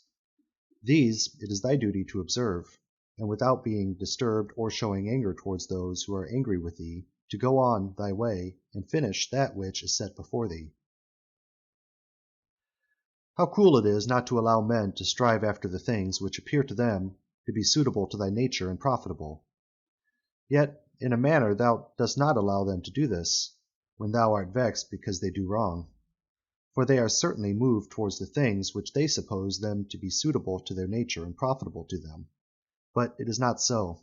Teach them then, and show them without being angry. Death is the cessation of the impression through the senses, and of the pulling of the strings which move the appetites, and of the discursive movements of the thoughts, and of the service to the flesh. It is a shame for the soul to be the first to give way in this life, when thy body does not give way. Take care that thou art not made into a Caesar, that thou art not dyed with this dye, for such things happen. Keep thyself then simple, good, pure, serious, free from affectation, a friend of justice, a worshipper of the gods, kind, affectionate, strenuous in all proper acts. Strive to continue to be such as philosophy wished to make thee. Reverence the gods and help men. Short is life. There is only one fruit in this terrene life, a pious disposition and social acts. Do everything as a disciple of Antoninus. Remember his constancy in every act which was conformable to reason, and his evenness in all things, and his piety, and the serenity of his countenance, and his sweetness, and his disregard of empty fame, and his efforts to understand things, and how he would never let anything pass without having first most carefully examined it and clearly understood it, and how he bore with those who blamed him unjustly without blaming them in return, and how he did nothing in a hurry, and how he listened not to calumnies, and how exact an examiner of manners and actions he was, and not given to reproach people, nor timid, nor suspicious, nor a sophist. And with how little he was satisfied, such as lodging, bed, dress, food, servants, and how laborious and patient, and how he was able, on account of his sparing diet, to hold out to the evening, without even requiring to relieve himself by any evacuations except at the usual hour, and with his firmness and uniformity in his friendships, and how he tolerated freedom of speech in those who opposed his opinions, and the pleasure that he had when any man showed him anything better, and how religious he was without superstition. Imitate all this, that thou mayest have as good a conscience, when thy last hour comes, as he had. Return to thy sober senses, and call thyself back, when thou hast roused thyself from sleep, and hast perceived that they were only dreams which troubled thee. Now, in thy waking hours, look at these, the things about thee, as thou didst look at those, the dreams. I consist of a little body and soul. Now to this little body all things are indifferent, for it is not able to perceive differences. But to the understanding those things only are indifferent, which are not the works of its own activity. But whatever things are the works of its own activity, all these things are in its power. And of these, however, only those which are done with reference to the present. For as to the future and the past activities of the mind, even these are for the present indifferent. Neither the labor which the hand does, nor that of the foot is contrary to nature, so long as the foot does the foot's work, and the hand the hand's. So then neither to a man is his labor contrary to nature, as long as he does the things of a man. But if the labor is not contrary to his nature, neither is it an evil to him. How many pleasures have been enjoyed by robbers, patricides, tyrants? Dost thou not see how the handicraftsmen accommodate themselves up to a certain point to those which are not skilled in their craft? Nevertheless they cling to the reason, the principles of their art, and do not endure to depart from it. Is it not strange if the architect and the physician shall have more respect to the reason, the principles of their own arts, than man to his own reason, which is common to him and the gods? Asia, Europe, are corners of the universe. All the sea a drop in the universe. Athos, a little clod in the universe. All the present time is a point in eternity. All things are little, changeable, perishable. All things come from thence, from that universal ruling power, either directly proceeding or by way of sequence. And accordingly, the lion's gaping jaws, and that which is poisonous, and every harmful thing, as a thorn, as mud, are after products of the grand and beautiful. Do not imagine, then, that they are of another kind from that which thou dost venerate, but form a just opinion of the source of all. He who has seen present things has seen all, both everything which has taken place from all eternity, and everything which will be for time without end. For all things are of one kin and of one form. Frequently consider the connection of all things in the universe in their relation to one another. For in a manner all things are implicated with one another, and all in this way are friendly to one another. For one thing comes in order after another, and this is by virtue of the active movement and mutual composition and the unity of the substance. Adapt thyself to the things with which thy lot has been cast, and the men among whom thou hast received thy portion. Love them, but do it truly. Every instrument, too, vessel, if it does that for which it has been made, is well, and yet he who made it is not there. But in all things which are held together by nature, there is within, and there abides in them the power which made them. Wherefore the more it is fit to reverence this power, and to think that, if thou dost live and act according to its will, everything in thee is in conformity to intelligence. And thus also in the universe the things which belong to it are in conformity to intelligence. Whatever of the things which are not within thy power thou shalt suppose to be good for thee or evil, it must of necessity be that, if such a bad thing befall thee, or the loss of such a good thing, thou wilt blame the gods, and hate men too, those who are the cause of the misfortune or the loss, or those who are suspected of being likely to be the cause. And indeed we do much injustice, because we make a difference between those things, because we do not regard these things as indifferent. But if we judge only those things which are in our power to be good or bad, there remains no reason either for finding fault with God or standing in a hostile attitude to man. We are all working together to one end, some with knowledge and design, and others without knowing what they do, as men also when they are asleep, of whom it is Heraclius, I think, who says that there are laborers and cooperators in the things which take place in the universe. But men cooperate after different fashions, and even those cooperate abundantly who find fault with what happens, and those who try to oppose it and to hinder it. For the universe has need even of such men as these. It remains then for thee to understand among what kind of workmen thou placest thyself. For he who rules all things will certainly make a right use of thee, and he will receive thee among some part of the cooperators, and of those whose labours conduce to one end.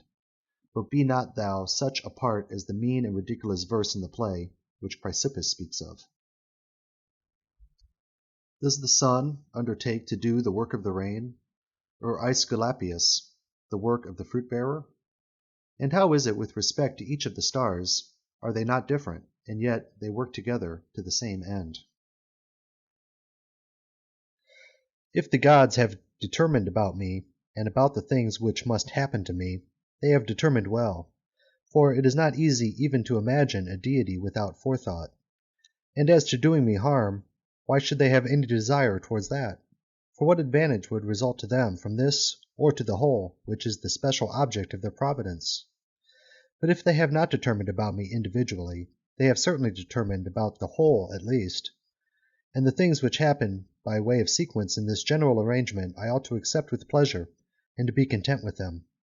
But if they determine about nothing, which it is wicked to believe, or if we do believe it, let us neither sacrifice nor pray nor swear by them, nor do anything else which we do as if the gods were present and lived with us.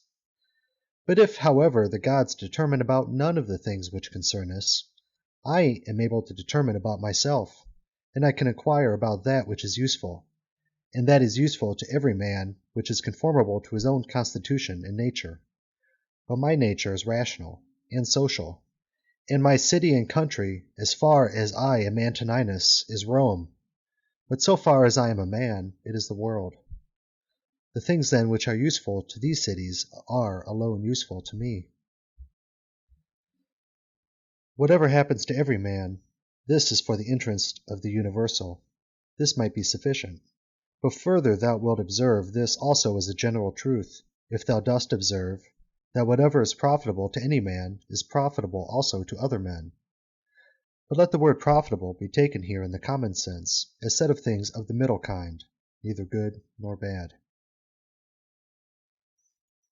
As it happens to thee in the amphitheatre and such places, that the continual sight of the same things and the uniformity make the spectacle wearisome, so it is in the whole of life. For all things above, below, are the same and from the same. How long then? Think continually that all kinds of men and all kinds of pursuits and of all nations are dead, so that thy thoughts come down even to Philistion and Phoebus and Oreganian. Now turn thy thoughts to the other kinds of men. To that place then we must remove, where there are so many great orators, so many noble philosophers, Heraclitus, Pythagoras, Socrates, so many heroes of former days, and so many generals after them, and tyrants. Besides these, Eudoxus, Hipparchus, Archimedes, and other men of acute natural talents, great minds, lovers of labour, versatile, confident, mockers even of the perishable and ephemeral life of man, as Menippus and such as are like him. As to all these, consider that they have long been in the dust. What harm, then, is this to them? And what to those whose names are altogether unknown? One thing here is worth a great deal, to pass thy life in truth and justice, with a benevolent disposition even to liars and unjust men. Thou art not dissatisfied, I suppose, because thou weighest only so many liter, and not 300. Be not dissatisfied, then, that thou must live only so many years, and not more. For as thou art satisfied with the amount of substance which has been assigned to thee, so be content with the time. Let us try to persuade them, but act even against their will when the principles of justice lead that way. If, however, any man using force stands in thy way, betake thyself to contentment and tranquillity, and at the same time employ the hindrance toward the exercise of some other virtue, and remember that thy attempt was with a reservation, that thou didst not desire to do impossibilities. What then didst thou desire? Some such effort as this, but thou attainest thy object if the things to which thou wast moved are accomplished. He who loves fame considers another man's activity to be his own good, and he who loves pleasure his own sensations. But he who has understanding considers his own acts to be his own good. It is in our power to have no opinion about a thing, and not to be disturbed in our soul, for things themselves have no natural power to form our judgments. Accustom thyself to attend carefully to what is said by another, and as much as it is possible be in the speaker's mind. That which is not good for the swarm, neither is it good for the bee. If sailors abused the helmsman, or the sick the doctor, would they listen to anybody else? And how could the helmsman secure the safety of those in the ship, or the doctor health of those whom he attends? How many together with whom I came into the world are already gone out of it? To the jaundiced, honey tastes bitter, and to those bitten by mad dogs, water causes fear, and to little children the ball is a fine thing. Why then am I angry? Dost thou think that a false opinion has less power than the bile in the jaundiced, or the poison in him who is bitten by a mad dog? What is badness? It is that which thou hast often seen, and on the occasion of everything which happens, keep this in mind, that it is that which thou hast often seen. Everywhere up and down thou wilt find the same things, with which the old histories are filled, those of the Middle Ages and those of our own day, with which cities and houses are filled now. There is nothing new. All things are both familiar and short-lived. 2. How can our principles become dead, unless the impressions, thoughts, which correspond to them are extinguished? But it is in thy power continuously to fan these thoughts into a flame. I can have that opinion about anything which I ought to have. If I can, why am I disturbed? The things which are external to my mind have no relation at all to my mind. Let this be the state of thy effects, and thou standest erect. To recover thy life is in thy power. Look at things again as thou didst used to look at them, for in this consists the recovery of thy life. 3. The idle business of show, plays on the stage, flocks of sheep, herds, exercises with spears, a bone to cast to little dogs, a bit of bread into fish ponds, laborings of ants and burden carrying, runnings about of frightened little mice, puppets pulled by strings, all alike. It is thy duty then in the midst of such things to show good humor, and not a proud air, to understand, however, that every man is worth just so much as the things are worth about which he busies himself. 4.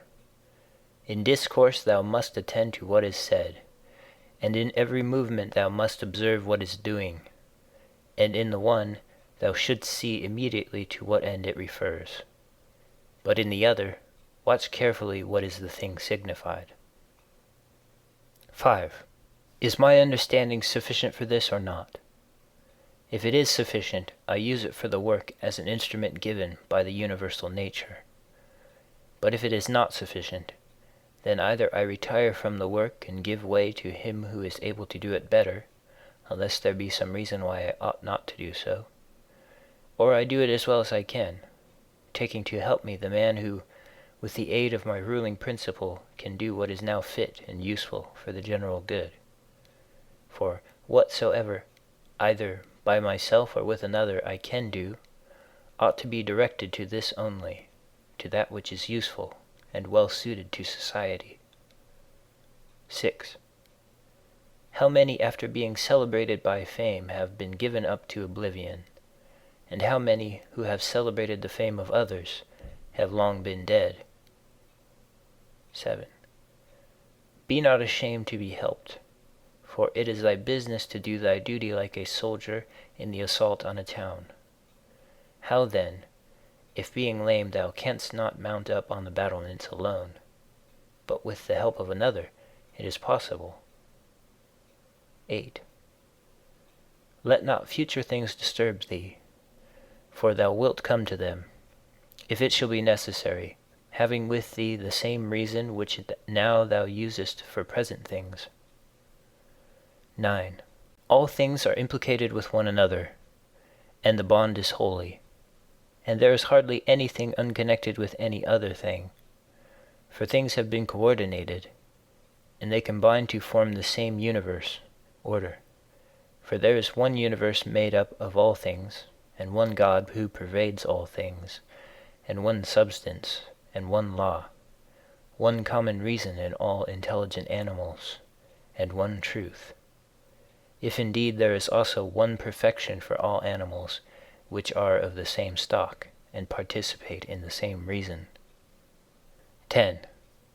Everything material soon disappears in the substance of the whole, and everything formal, causal, is very soon taken back into the universal reason, and the memory of everything is very soon overwhelmed in time. 11.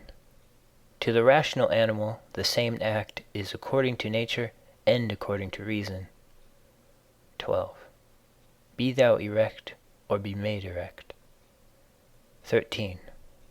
Just as it is with the members in those bodies which are united in one, so it is with rational beings which exist separate, for they have been constituted for one cooperation, and the perception of this will be more apparent to thee, if thou often sayest to thyself, that I am a member of the system of rational beings.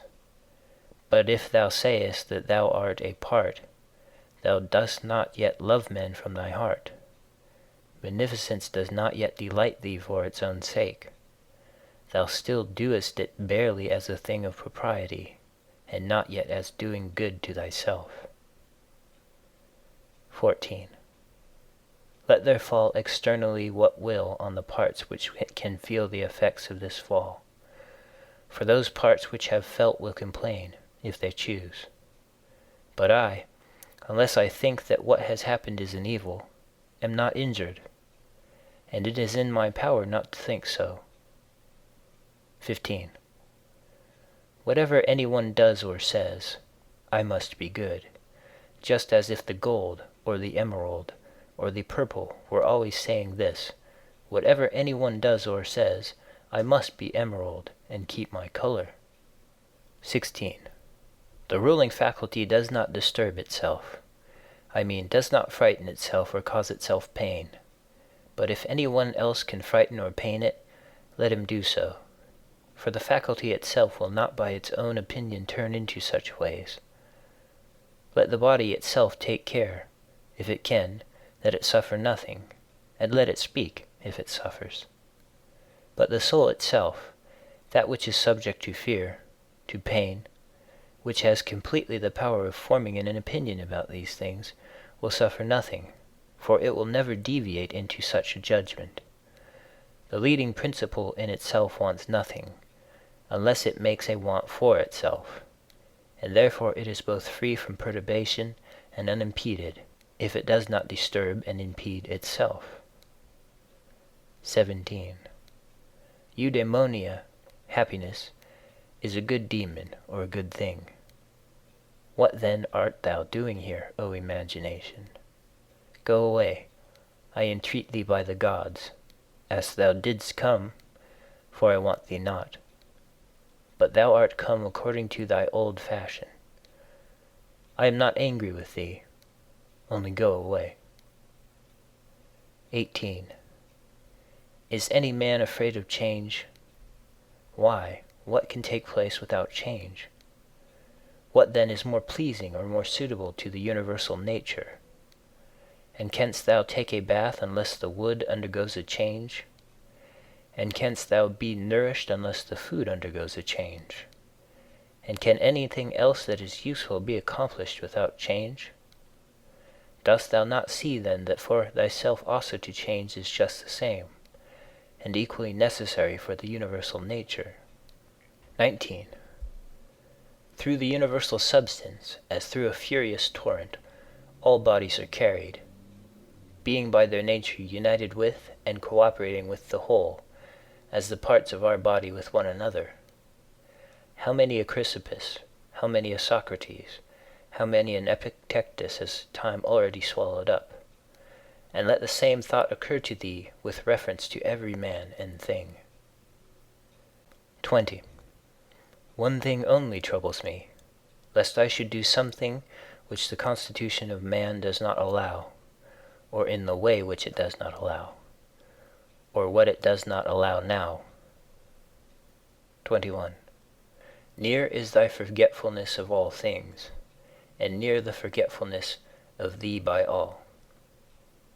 22. It is peculiar to man to love even those who do wrong, and this happens, if when they do wrong it occurs to thee that they are kinsmen, and that they do wrong through ignorance and unintentionally, and that soon both of you will die, and above all, that the wrongdoer has done thee no harm, for he has not made thy ruling faculty worse than it was before. 23.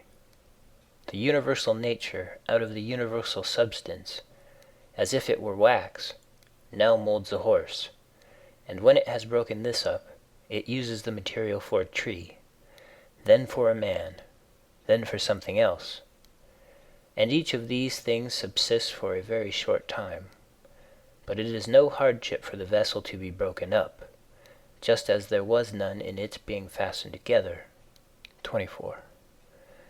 A scowling look is altogether unnatural.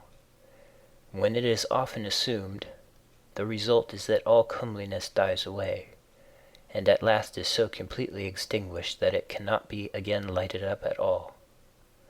Try to conclude from this very fact that it is contrary to reason. For if even the perception of doing wrong shall depart, what reason is there for living any longer? 25.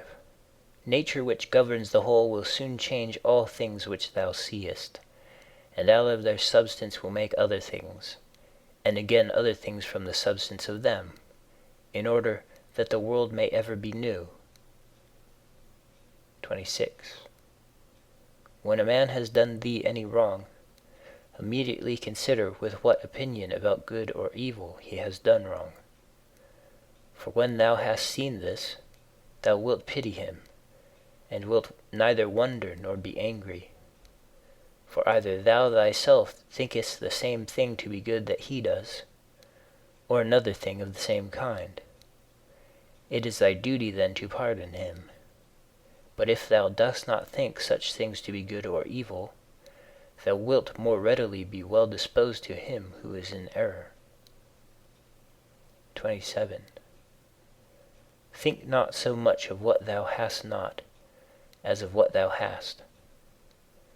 But of the things which thou hast select the best, and then reflect how eagerly they would have been sought, if thou hadst them not. At the same time, however, take care that thou dost not, through being so pleased with them, accustom thyself to overvalue them, so as to be disturbed if ever thou shouldst not have them. 28. Retire into thyself. The rational principle which rules has this nature, that it is content with itself when it does what is just, and so secures tranquility. 29. Wipe out the imagination. Stop the pulling of the strings. Confine thyself to the present. Understand well what happens either to thee or to another. Divide and distribute every object into the causal, formal, and the material. Think of thy last hour. Let the wrong which is done by a man stay there where the wrong was done. 30. Direct thy attention to what is said. Let thy understanding enter into the things that are doing, and the things which do them. 31. Adorn thyself with simplicity and modesty, and with indifference toward the things which lie between virtue and vice. Love mankind. Follow God. The poet says that law rules all, and it is enough to remember that law rules all. 32. About death. Whether it is a dispersion or a resolution into atoms or annihilation, it is either extinction or change. 33. About pain. The pain which is intolerable carries us off, but that which lasts a long time is tolerable, and the mind maintains its own tranquillity by retiring into itself, and the ruling faculty is not made worse. But the parts which are harmed by pain, let them, if they can, give their opinion about it. 34. About fame. Look at the minds of those who seek fame. Observe what they are, and what kind of things they avoid, and what kind of things they pursue. And consider that as the heaps of sand, piled on one another, hide the former sands, so in life the events which go before are soon covered by those which come after. 35. From Plato. The man who has an elevated mind and takes a view of all time and of all substance, dost thou suppose it possible for him to think that human life is anything great? It is not possible, he said. Such a man then will think that death also is no evil. Certainly not. 36. From Antisthenes. It is royal to do good and to be abused. 37. It is a base thing for the countenance to be obedient and to regulate and compose itself as the mind commands, and for the mind not to be regulated and composed by itself. 38. It is not right to vex ourselves at things, for they care not about it. 39. To the immortal gods and us give joy. 40. Life must be reaped like the ripe ears of corn. One man is born, another dies. 41. If gods care not for me and for my children, there is a reason for it. 42. For the good is with me, and the just. 43. No joining others in their wailing, no violent emotion. 44. From Plato. But I would make this man a sufficient answer, which is this: Thou sayest not well, if thou thinkest that a man who is good for anything at all ought to compute the hazard of life or death, and should not rather look to this only in all that he does, whether he is doing what is just or unjust, and the works of a good or a bad man.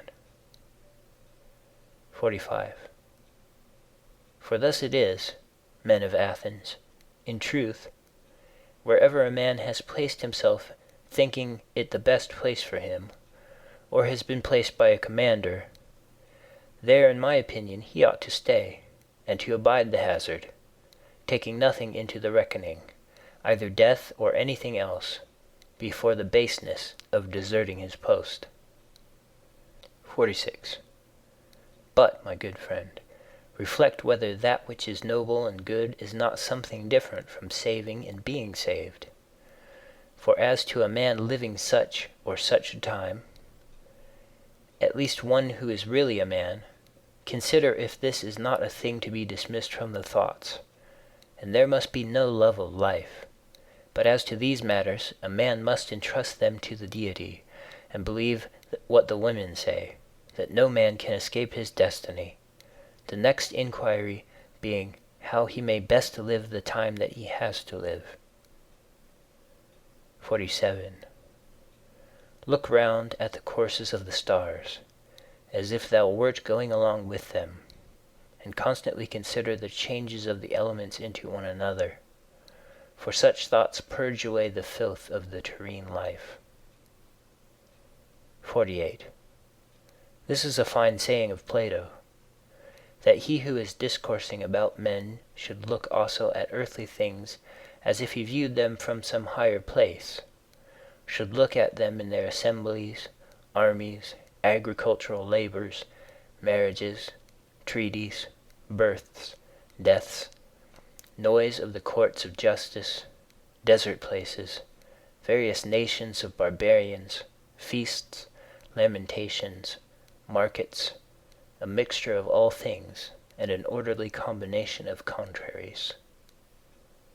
49.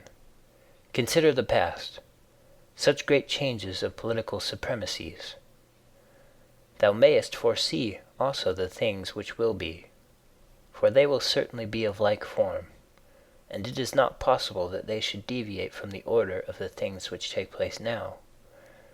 Accordingly, to have contemplated human life for 40 years is the same as to have contemplated it for 10,000 years. For what more wilt thou see? 50. That which has grown from the earth to the earth, but that which has sprung from heavenly seed back to the heavenly realms returns. This is either a dissolution of the mutual involution of the atoms, or a similar dispersion of the insentient elements. 51. With food and drinks and cunning magic arts, turning the channel's course to scape from death, the breeze which heaven has sent, we must endure, and toil without complaining. 52. Another may be more expert in casting his opponent, but he is not more social, nor more modest, nor better disciplined to meet all that happens, nor more considerate with respect to the faults of his neighbors. 53. Where any work can be done conformably to the reason which is common to gods and men, there we have nothing to fear. For where we are able to get profits by means of the activity which is successful and proceeds according to our constitution, there no harm is to be suspected. 54. Everywhere and at all times it is in thy power piously to acquiesce in thy present condition, and to behave justly to those who are about thee, and to exert thy skill upon thy present thoughts, that nothing shall steal into them without being well examined. 55. Do not look around thee to discover other men's ruling principles, but look straight to this, to what nature leads thee, both the universal nature through the things which happen to thee, and thy own nature through the acts which must be done by thee. But every being ought to do that which is according to its constitution, and all other things have been constituted for the sake of rational beings, just as among irrational things the inferior for the sake of the superior, but the rational for the sake of one another. The prime principle, then, in man's constitution is the social, and the second is not to yield to the persuasions of the body, for it is the peculiar office of the rational and intelligent motion to circumscribe itself, and never to be overpowered either by the motion of the senses or of the appetites, for both are animal.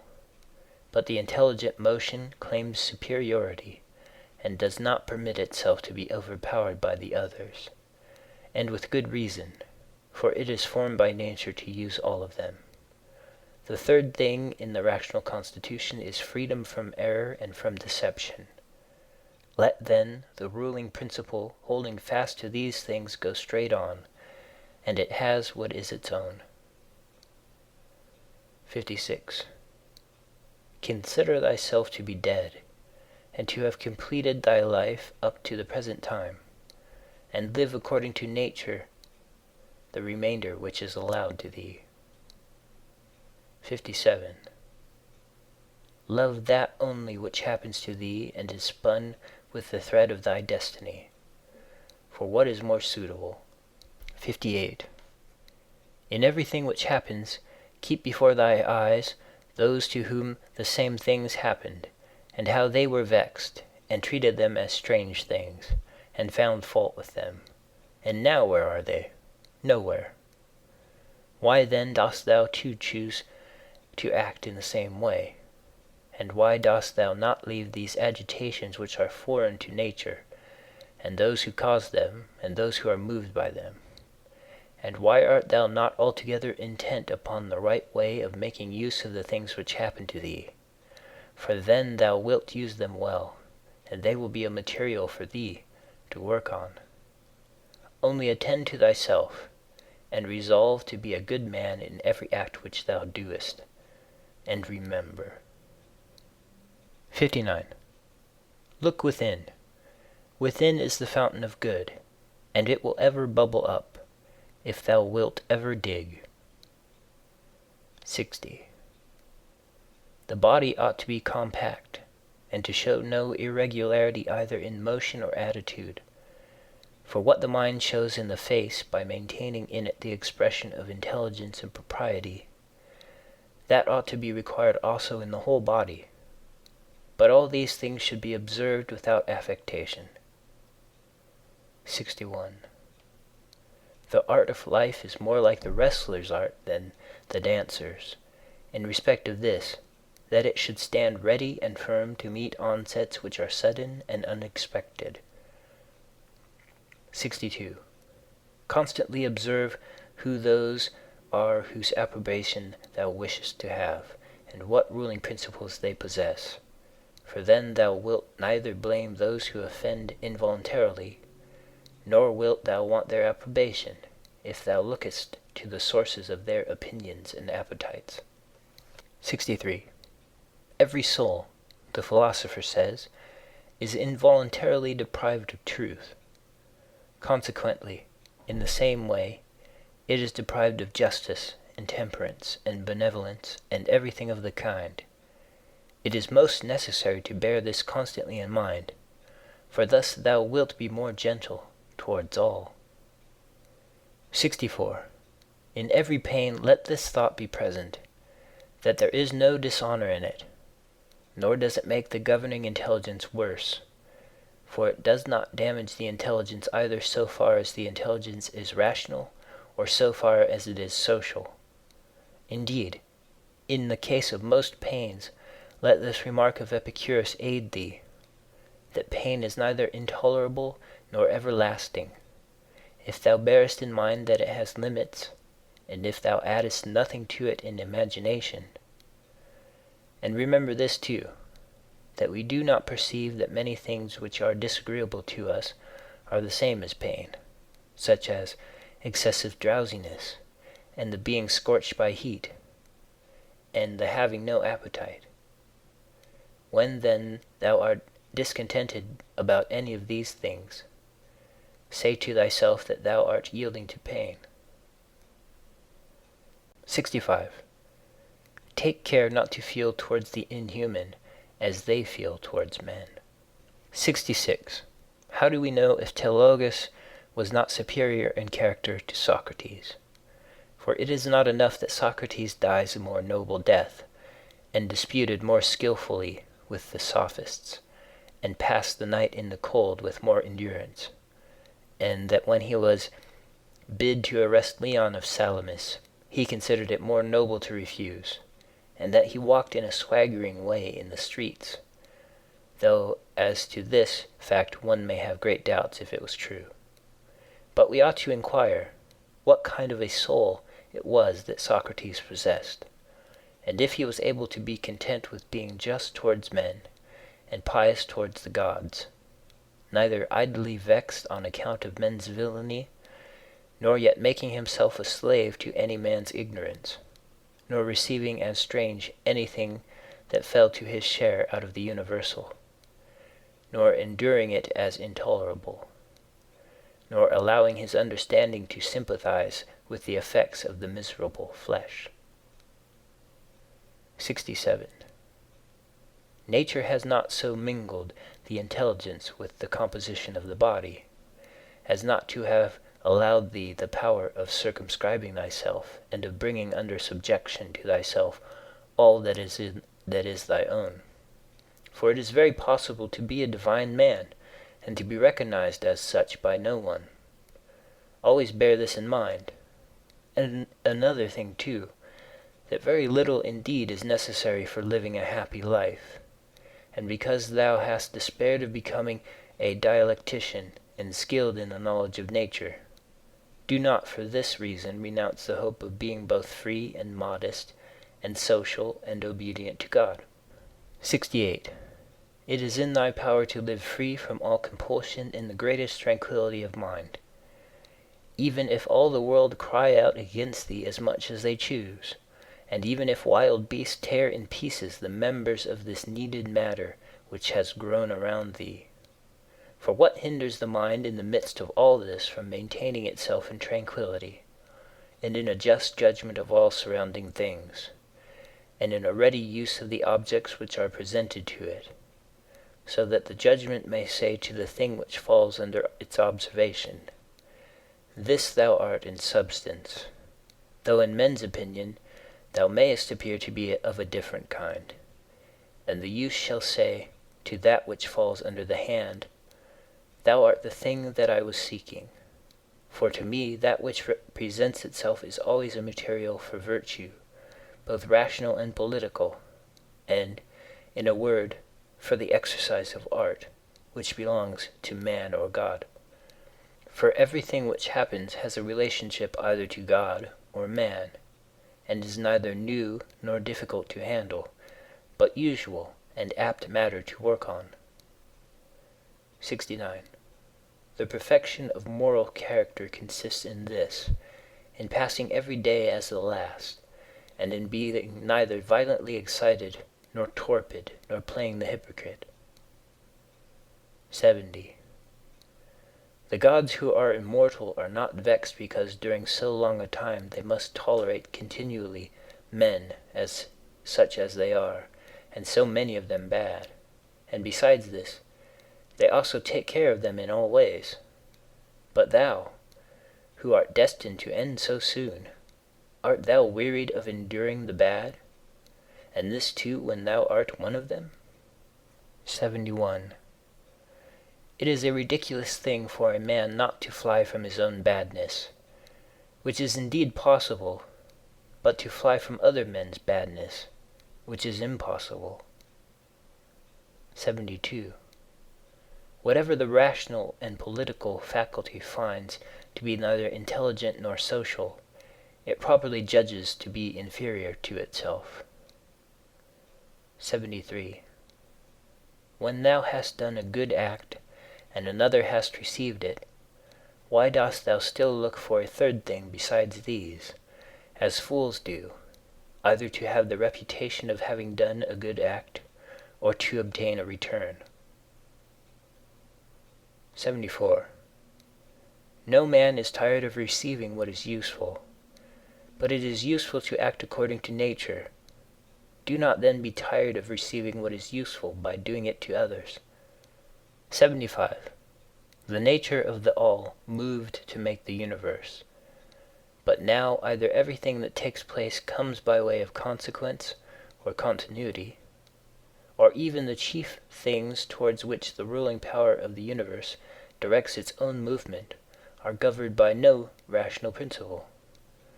If this is remembered, it will make thee more tranquil in many things.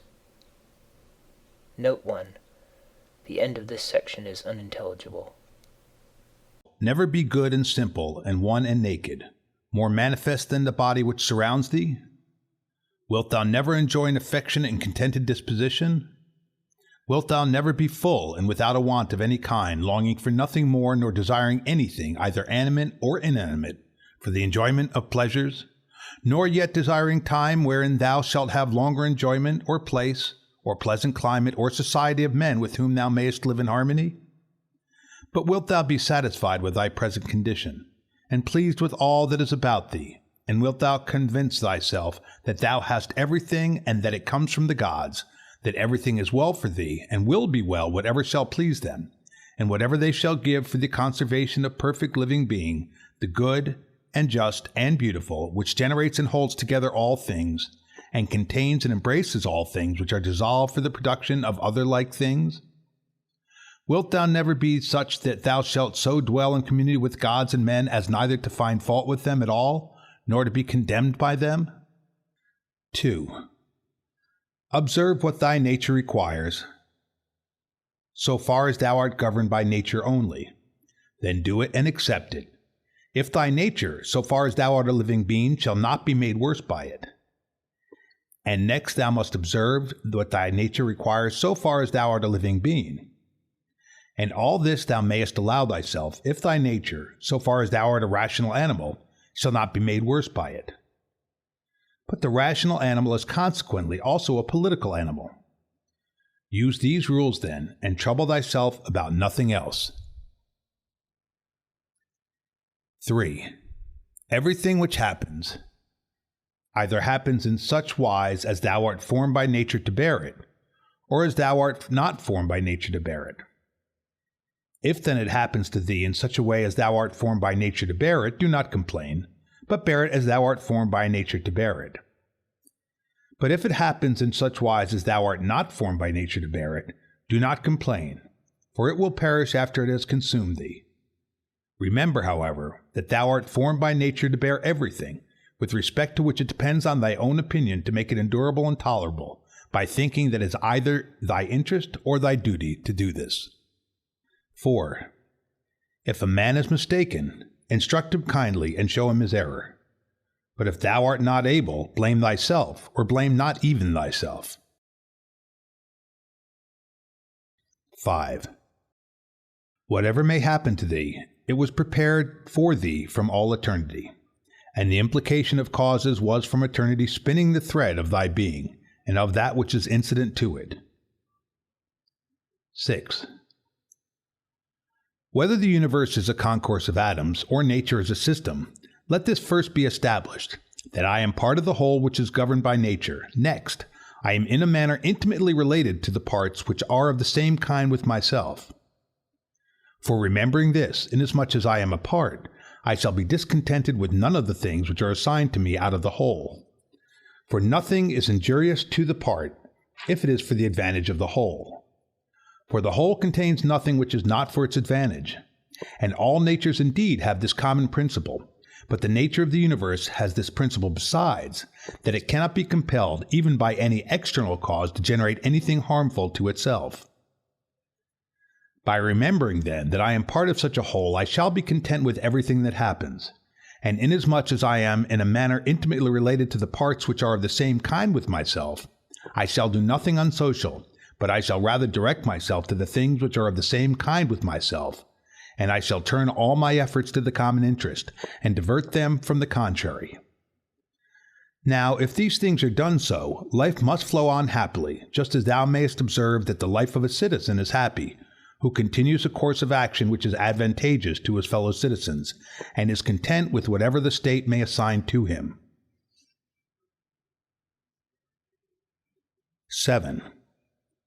The parts of the whole, everything I mean, which is naturally comprehended in the universe, must of necessity perish.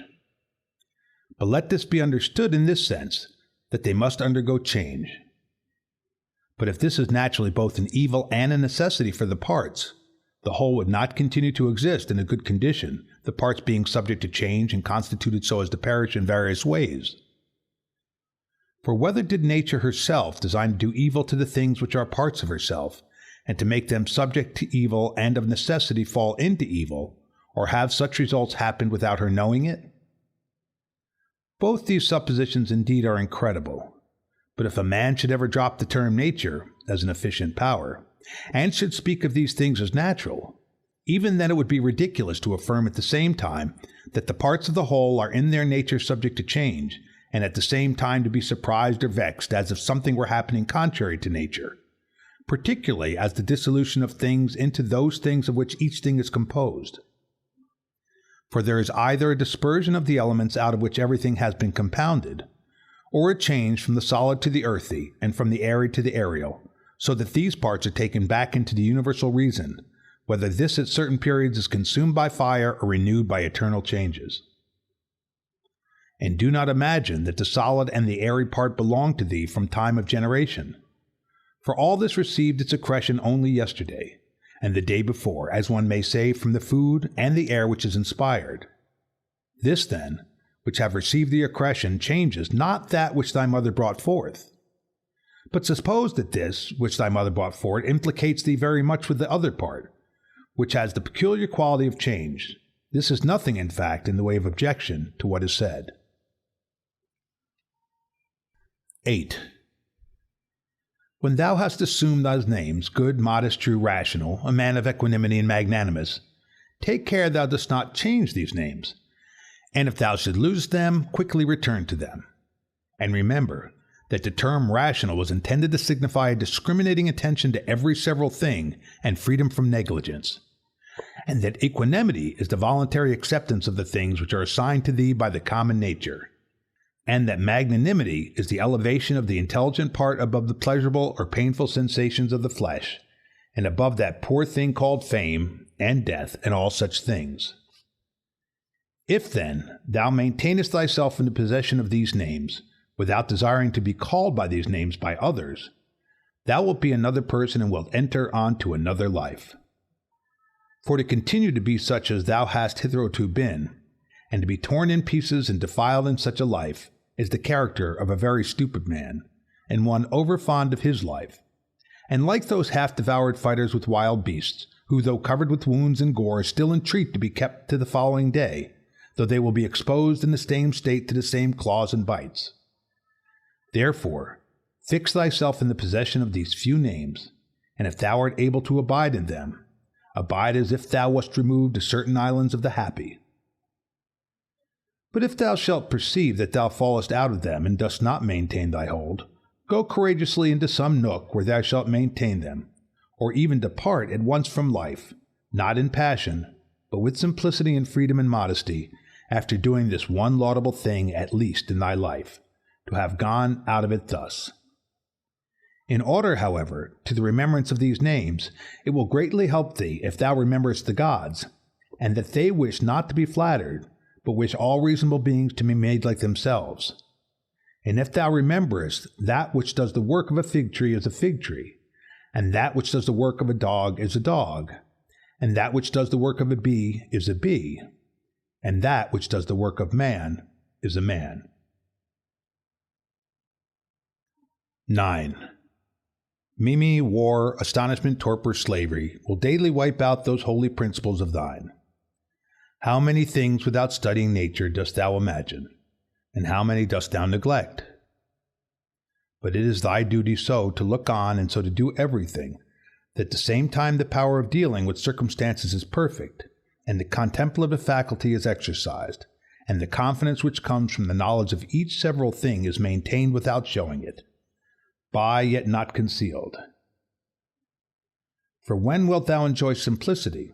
When gravity, and when the knowledge of every several thing, both what is in substance and what place it has in the universe, and how long it is formed to exist, and of what things it is compounded, and to whom it can belong, and who are able both to give it and take it away? 10. A spider is proud when it has caught a fly, and another when he has caught a poor hare, and another when he has taken the little fish in a net, and another when he has taken wild boars, and another when he has taken bears, and another when he has taken sarmatians. Are not these robbers, if thou examinest their opinions?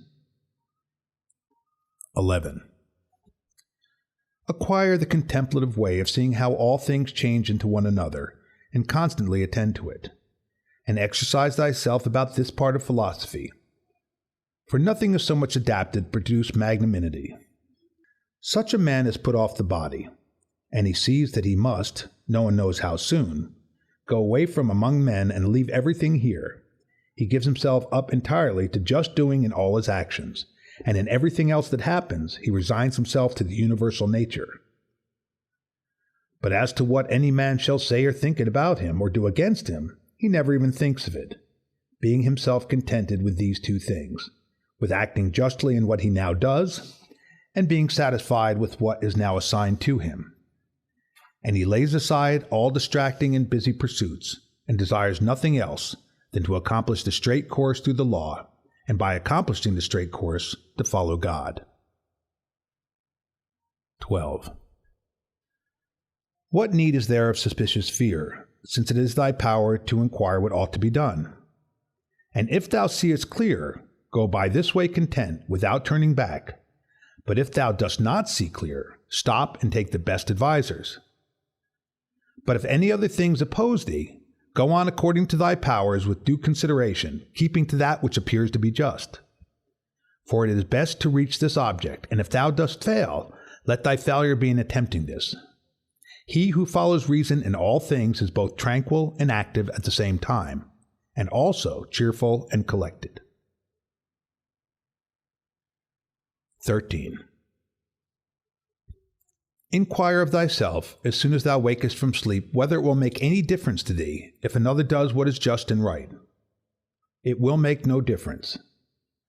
Thou hast not forgotten, I suppose, that those who assume arrogant airs in bestowing their praise or blame on others are such as they are at bed and at board, and thou hast not forgotten what they do, and what they avoid, and what they pursue, and how they steal and how they rob, not with hands and feet, but with their most valuable part, by means of which there is produced, when a man chooses, fidelity, modesty, truth, law, a good demon, and happiness.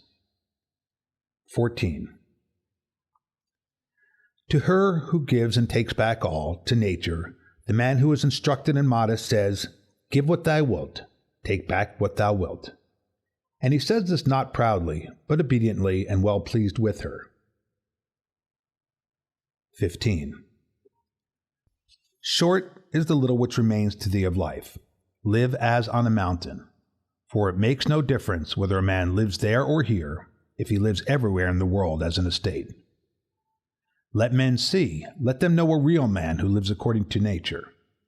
If they cannot endure him, let them kill him, for that is better than to live like this.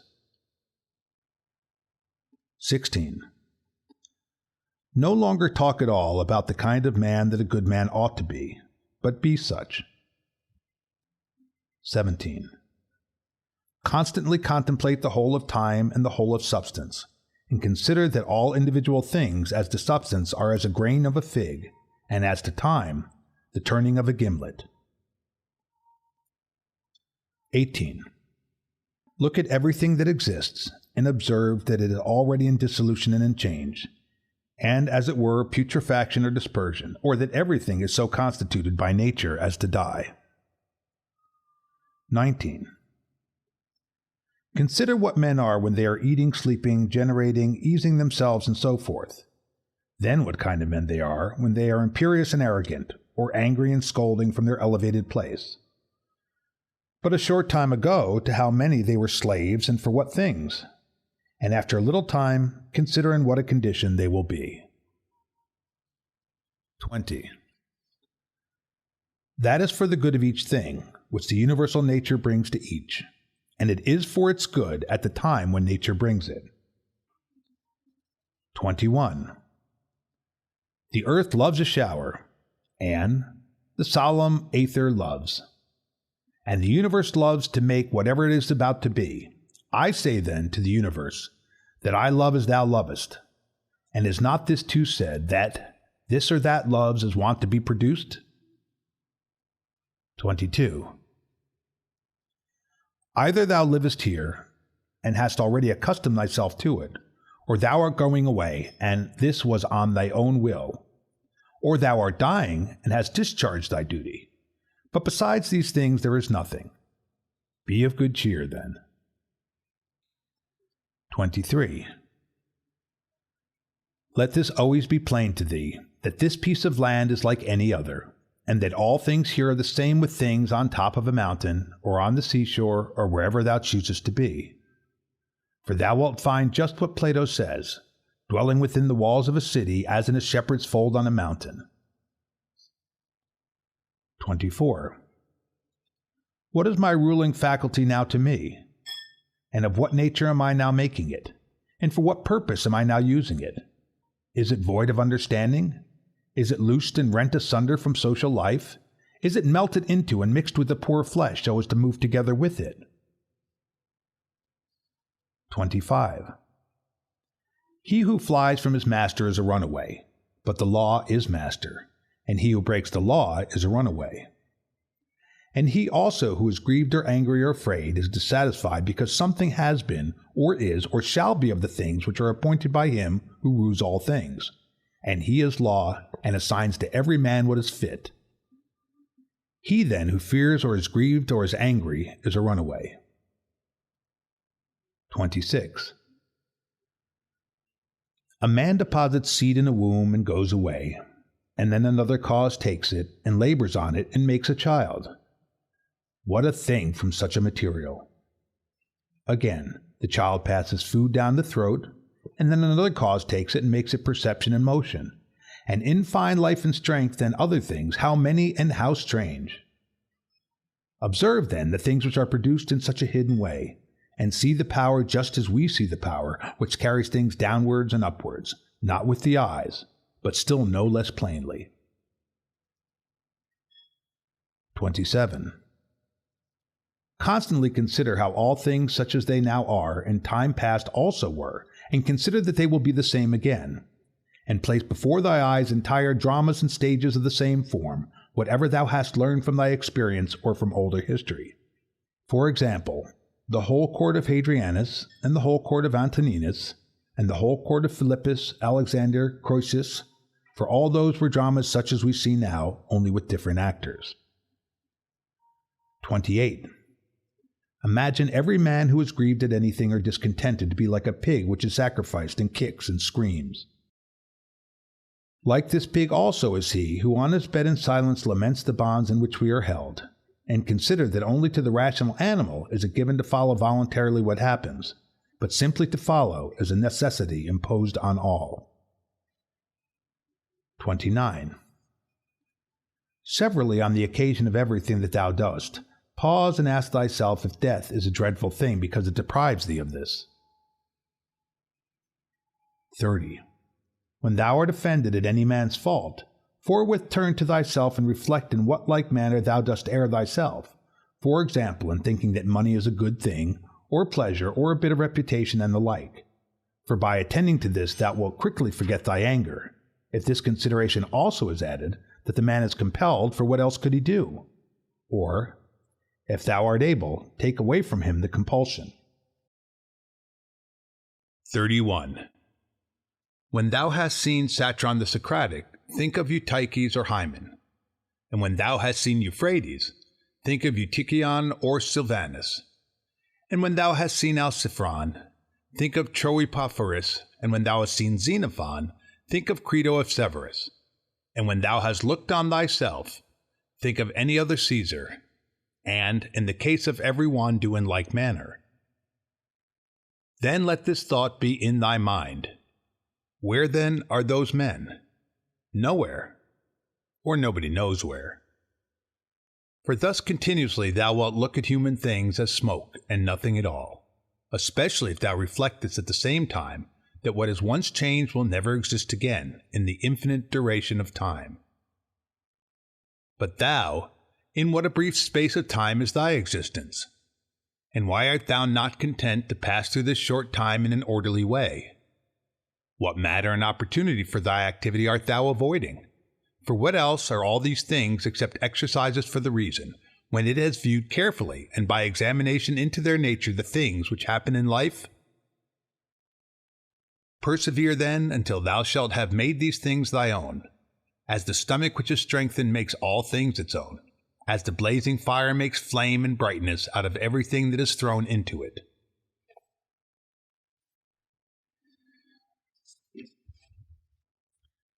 32.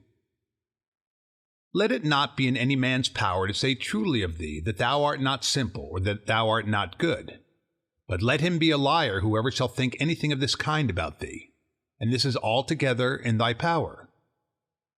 For who is he that shall hinder thee from being good and simple? Do thou only determine to live no longer, unless thou shalt be such? For neither does reason allow thee to live, if thou art not such. 33. What is that which as to this material our life can be done or said in a way most conformable to reason?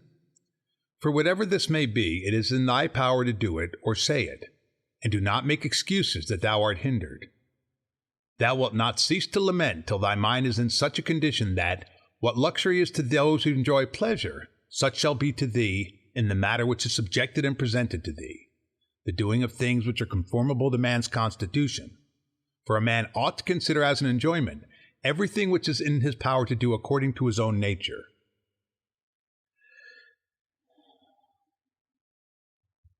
And it is in his power everywhere. Now, it is not given to a cylinder to move everywhere by its own motion, nor yet water, nor to fire, nor to anything else which is governed by nature of an irrational soul. For the things which check them and stand in the way are many. But intelligence and reason are able to go through everything that opposes them, and in such manner as they are formed by nature and as they choose. Place before thy eyes this facility with which the reason will be carried through all things, as fire upwards, as a stone downwards, as a cylinder down an inclined surface, and seek nothing further. For all other obstacles either affect the body only, which is a dead thing, or, except through opinion and the yielding of the reason itself, they do not crush nor do any harm of any kind, for if they did, he who felt it would immediately become bad. Now in the case of all things which have a certain constitution, whatever harm may happen to any of them, that which is so affected becomes consequently worse. But in the like case, a man becomes both better, if one may say so, and more worthy of praise by making a right use of these accidents. And finally, remember that nothing harms him who is really a citizen, which does not harm the state, nor yet does anything harm the state which does not harm law, and of these things which are called misfortunes, not one harms law. What then does not harm law does not harm either state or citizen. 34. To him who is penetrated by true principles, even the briefest precept is sufficient, and any common precept, to remind him that he should be free from grief and fair. For example, leaves, some the wind scatters on the ground. So is the race of men. Leaves also are thy children, and leaves too are they who cry out as if they were worthy of credit and bestow their praise, or on the contrary curse, or secretly blame and sneer. And leaves in like manner are those who shall receive and transmit a man's fame to aftertimes. For all such things as these, quote, are produced in the season of spring, end quote, as the poet says. But the wind casts them down, then the forest produces other leaves in their places. But a brief existence is common to all things, and yet thou avoidest and pursuest all things as if they would be eternal. A little time and thou shalt close thy eyes, and him who has attended thee to thy grave, another soon will lament. 35. The healthy eye ought to see all visible things and not to say, I wish for green things, for this is the condition of a diseased eye. And the healthy hearing and smelling ought to be ready to perceive all that can be heard and smelled. And the healthy stomach ought to be with respect to all food just as the mill with respect to all things which it is formed to grind. And accordingly, the healthy understanding ought to be prepared for everything which happens, but that which says, let my dear children live, and let all men praise whatever I may do, is an eye which seeks for green things, or teeth which seek for soft things. 36. There is no man so fortunate that there shall not be by him when he is dying some who are pleased with what is going to happen. Suppose that he was a good and wise man. Will there not be at last someone to say to himself, let us at last breathe freely, being relieved from this schoolmaster? It is true that he was harsh to none of us, but I perceive that he tacitly condemns us. This is what is said of a good man. But in our own case, how many other things are there for which there are many who wish to get rid of us? Thou wilt consider this then when thou art dying, and thou wilt depart more contentedly by reflecting thus. I am going away from such a life, in which even my associates, in behalf of whom I have striven so much, prayed and cared, themselves wish me to depart, hoping perchance to get some little advantage by it. Why, then, should a man cling to a longer stay here? Do not, however, for this reason go away less kindly disposed to them, but preserving thy own character, and friendly and benevolent and mild, and on the other hand not as if thou wast torn away, but as a man who dies a quiet death. The poor soul is easily separated from the body. Such also ought thy departure from men to be, for nature united thee to them and associated thee. But does she now dissolve the union? Well, I am separated as from kinsmen, not, however, dragged resisting, but without compulsion, for this too is one of the things according to nature. 37. Accustom thyself as much as possible on the occasion of anything being done by any person to inquire with thyself, for what object is this man doing this? But begin with thyself and examine thyself first. 38. Remember that this which pulls the strings is the thing which is hidden within. This is the power of persuasion. This is life. This, if one may say so, is man. In contemplating thyself, never include the vessel which surrounds thee, and these instruments were attached about it. For they are like to an axe, differing only in this, that they grow to the body. For indeed there is no more use in these parts, without the cause which moves and checks them, than in the weaver's shuttle, and the writer's pen, and the driver's whip. It has been said that Stoic philosophy first showed its real value when it passed from Greece to Rome. The doctrines of Zeno and his successors were well suited to the gravity and practical good sense of the Romans, and even in the Republican period we have an example of a man, M. Cato Utensis, who lived the life of a Stoic and died consistently with the opinions which he professed. He was a man, says Cicero, who embraced the Stoic philosophy from conviction, not for the purpose of vain discussion as most did, but in order to make his life conformable to the Stoic precepts. In the wretched times from the death of Augustus to the murder of Domitian, there was nothing but Stoic philosophy which could console and support the followers of the old religion under imperial tyranny and amidst universal corruption. There were even then noble minds that could dare and endure, sustained by good conscience and elevated idea of the purposes of man's existence. Such were Paetus Thasia, Helvidius Priscus, Cornutus, C. Musonius Rufus, and the poets Persius and Juvenal, whose energetic language and manly thoughts may be as instructive to us now as they might have been to their contemporaries. Persius died under Nero's bloody reign, but Juvenal had the good fortune to survive the tyrant Domitian and to see the better times of Nerva, Trajan, and Hadrian. His best precepts are derived from the Stoic school, and they are enforced in his finest verses by the unrivaled vigor of the Latin language. The two best expounders of the later Stoical philosophy were a Greek slave and a Roman emperor. Epictetus, a Phrygian Greek, was brought to Rome, we know not how, but he was there the slave and afterwards the freedman of an unworthy master, Epaphroditus by name, himself a freeman, and a favorite of Nero.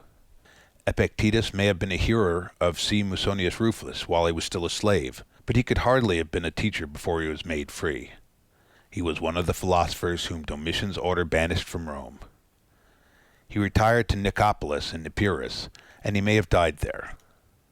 Like other great teachers, he wrote nothing, and we are indebted to his grateful pupil Arrian for what we have of Epictetus's discourses. Arrian wrote 8 books of the discourses of Epictetus, of which only 4 remain, and some fragments. We also have from Arrian's hand the small Enchiridion, or manual, or the chief precepts of Epictetus.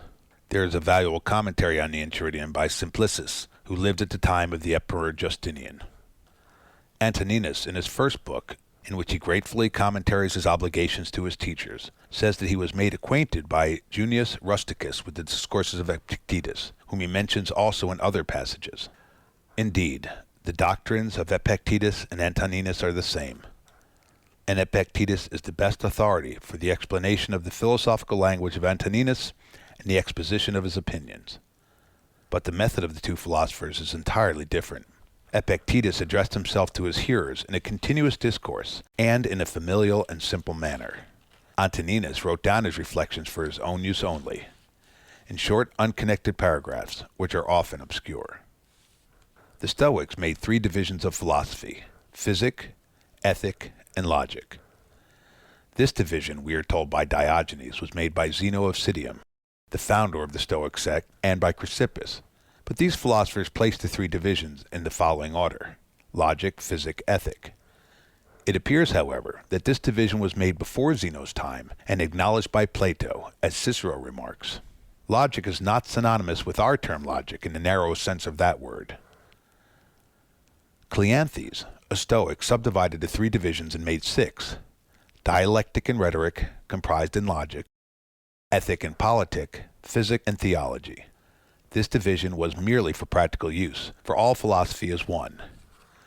Even among the earliest Stoics, logic or dialectic does not occupy the same place as in Plato.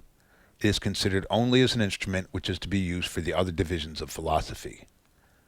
An exposition of the earlier Stoic doctrines and of their modifications would require a volume. My object is to explain only the opinions of Antoninus, so far as they can be collected from his book. According to the subdivision of Cleanthes, physics and theology go together, or the study of the nature of things and the study of the nature of the deity, so far as man can understand the deity, and of his government of the universe. This division or subdivision is not formally adopted by Antoninus, for, as already observed, there is no method in his book, but it is virtually contained in it. Cleanthes also connects ethic and politic, or the study of principles of morals, and the study of the constitution of civil society, and undoubtedly he did well in subdividing ethic into two parts, ethic in a narrower sense and politic, for though the two are intimately connected, they are also very distinct, and many questions can only be properly discussed by carefully observing the distinction. Antoninus does not treat of politic. His subject is ethic, and ethic in its practical application to his own conduct in life as a man and as a governor. His ethic is founded on the doctrines about man's nature, the universal nature, and the relations of every man to everything else. It is therefore intimately and inseparably connected with physics or the nature of things, and with theology or the nature of the deity. He advises us to examine well all the impressions on our minds, and to form a right judgment of them, to make just conclusions, and to inquire into the meanings of words, and so far to apply dialectic. But he has no attempt at any exposition of dialectic, and his philosophy is in substance purely moral and practical. He says, quote, "Constantly, and, if it be possible, on the occasion of every impression on the soul, apply it to the principles of physic, of ethic, and of dialectic," end quote. Which is only another way of telling us to examine the impression in every possible way. In another passage he says, quote, "To the age which have been mentioned, let this one still be added.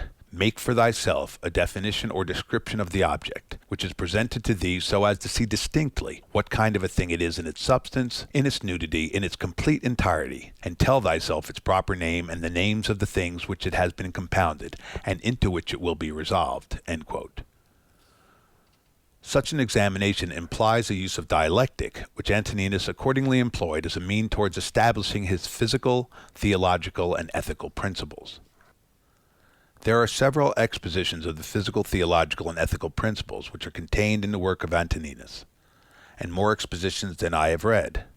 Ritter, after explaining the doctrines of Epictetus, treats very briefly and insufficiently those of Antoninus, but he refers to a short essay in which the work is done better. There is also an essay on the philosophical principles of M. Aurelius Antoninus by J. M. Schultz, placed at the end of his German translation of Antoninus. With the assistance of these two useful essays and his own diligent study, a man may form a sufficient notion of the principles of Antoninus, but he will find it more difficult to expound them to others. Besides the want of arrangement in the original and of connection among the numerous paragraphs, the corruption of the text, the obscurity of the language and the style, and sometimes perhaps the confusion in the writer's own ideas, besides all this there is occasionally an apparent contradiction in the emperor's thoughts, as if his principles were sometimes unsettled, as if doubt sometimes clouded his mind. A man who leads a life of tranquility and reflection, who is not disturbed at home, and meddles not with the affairs of the world, may keep his mind at ease and his thoughts in one even course. But such a man has not been tried. All his ethical philosophy and his passive virtue might turn out to be idle words if he were once exposed to the rude realities of human existence. Fine thoughts and moral dissertations from men who have not worked and suffered may be read, but they will be forgotten.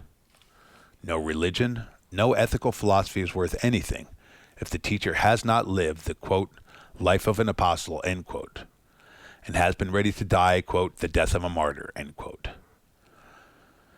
Quote, "Not in passivity, the passive affects, but in activity lie the evil and the good of the rational social animal, just as his virtue and his vice lie not in passivity, but in activity," end quote. Section 9, paragraph 16. The Emperor Antoninus was a practical moralist. From his youth, He followed the laborious discipline, and though his high station placed him above all want or the fear of it, he lived as frugally and as temperately as the poorest philosopher. Epictetus wanted little, and it seems that he always had the little that he wanted, and he was content with it, as he had been with his servile station. But Antoninus, after his accession to the empire, sat on an uneasy seat.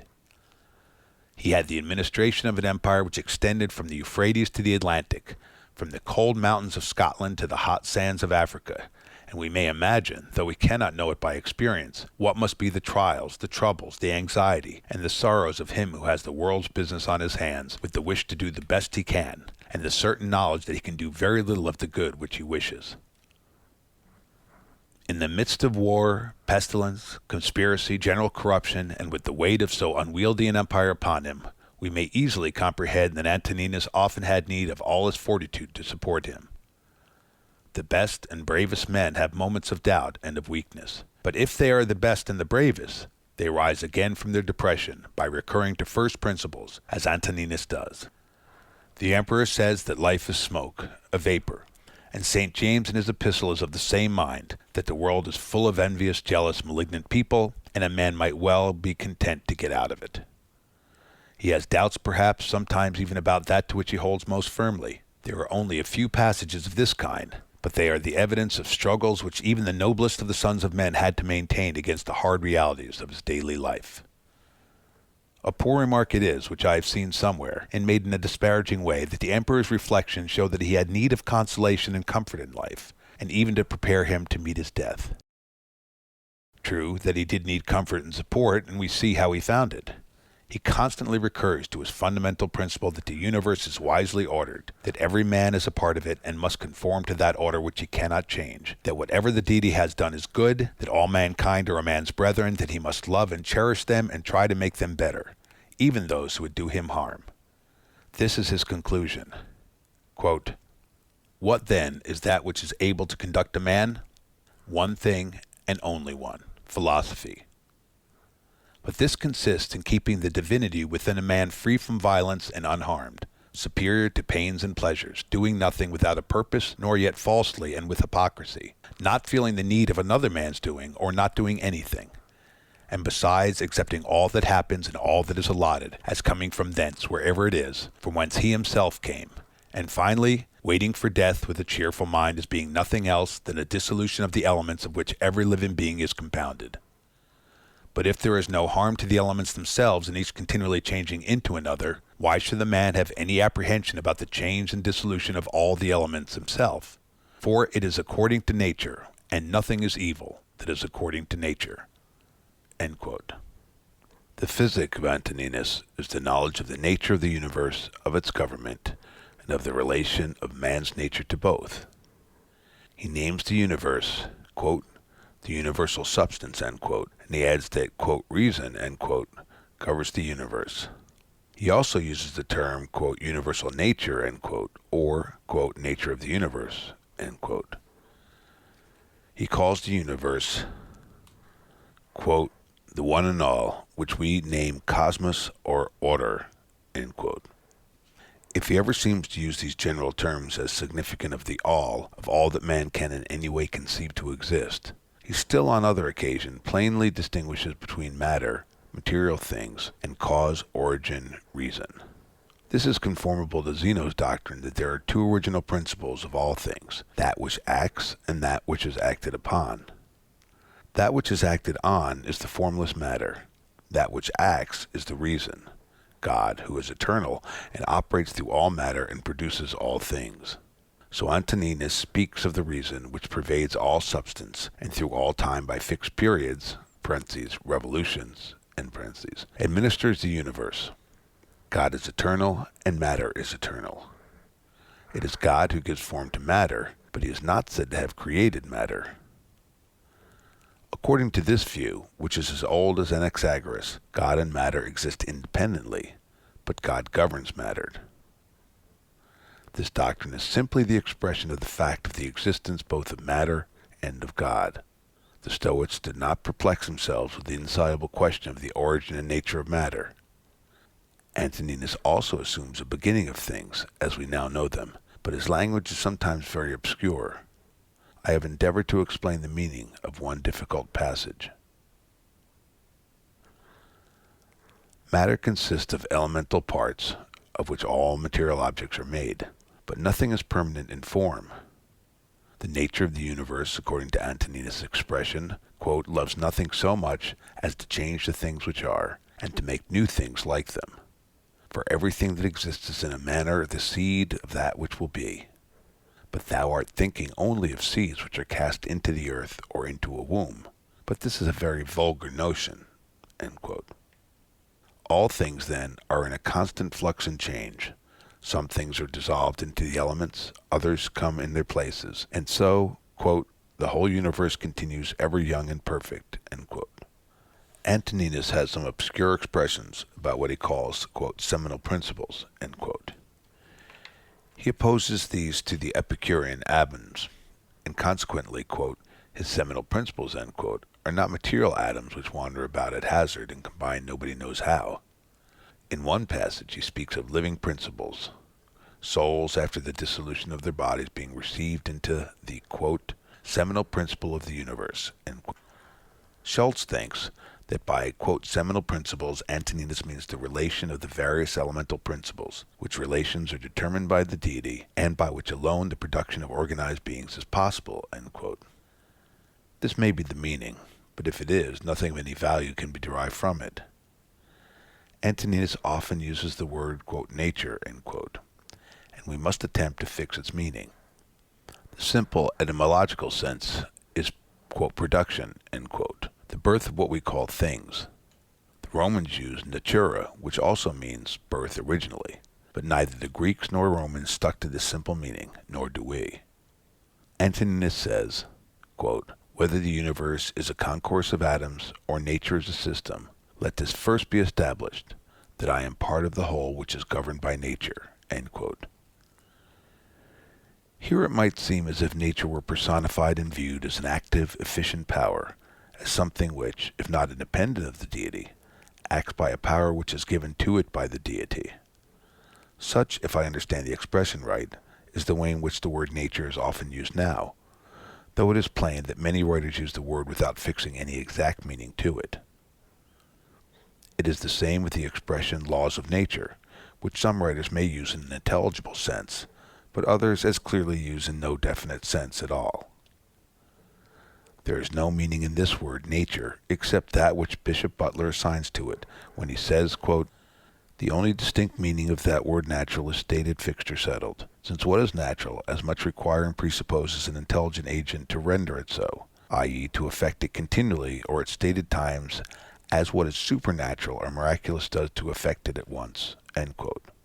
This is Plato's meaning, when he says that God holds the beginning and end and middle of all that exists, and proceeds straight on his course, making his circuit according to nature, that is, by fixed order, and he is continually accompanied by justice, who punishes those who deviate from the divine law, that is, from the order or course which God observes.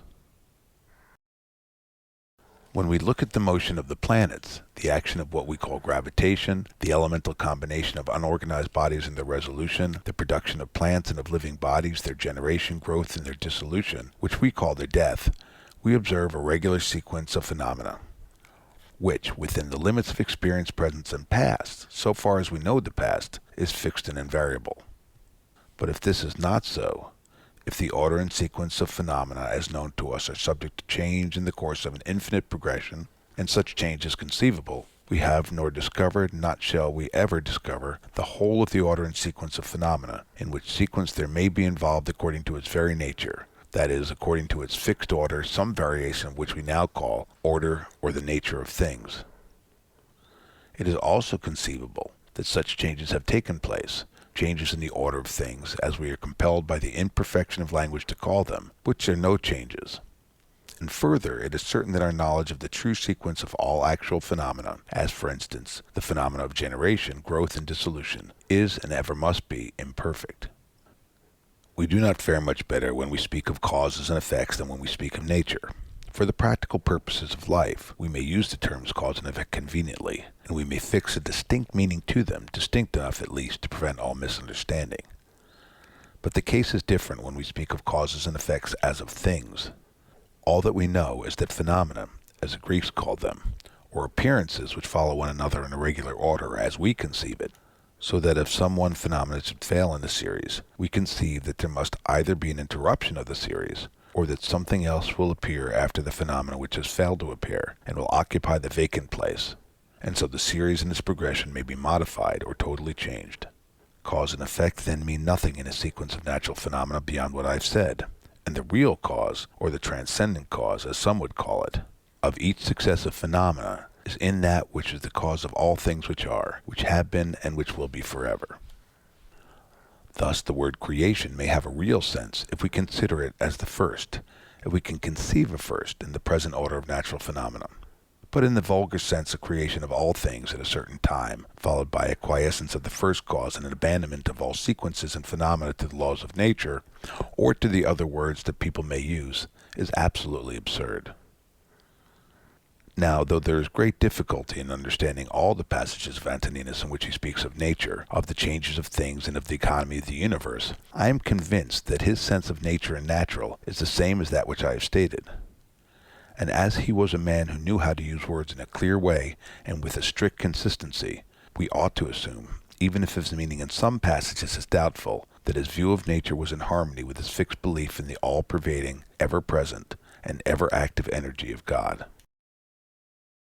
There is much in Antoninus that is hard to understand, and it might be said that he did not fully comprehend all that he wrote, which would, however, be in no way remarkable, for it happens now that a man may write what neither he nor anybody can understand. Antoninus tells us to look at things and see what they are, resolving them into the material, the causal, and the relation, or the purpose, by which he seems to mean something in nature of what we call effect or end. The word cause is the difficulty. There is the same word in the Sanskrit, and the subtle philosophers of India and of Greece, and the less subtle philosophers of modern times, have all used this word or an equivalent word in a vague way. Yet the confusion sometimes may be the inevitable ambiguity of language rather than in the mind of the writer, for I cannot think that some of the wisest of men did not know what they intended to say. When Antoninus says that, quote, everything that exists is in a manner the seed of that which will be, end quote, he might be supposed to say what some of the Indian philosophers have said, and thus a profound truth might be converted into a gross absurdity. But he says, quote, in a manner, end quote. And in a manner he said true, and in another manner, if you mistake his meaning, he said false. When Plato said, quote, nothing ever is, but is always becoming, end quote, he delivered a text out of which we may derive something, for he destroys by it not all practical, but all speculative notions of cause and effect. The whole series of things as they appear to us must be contemplated in time, that is, in succession, and we conceive or suppose intervals between one state of things and another state of things, so that there is priority and sequence, and interval, and being, and a ceasing to be, and beginning and ending. But there is nothing of this kind in the nature of things. It is an everlasting continuity. When Antoninus speaks of generation, he speaks of one cause acting, and then another cause taking up the work, which the former left in a certain state, and so on.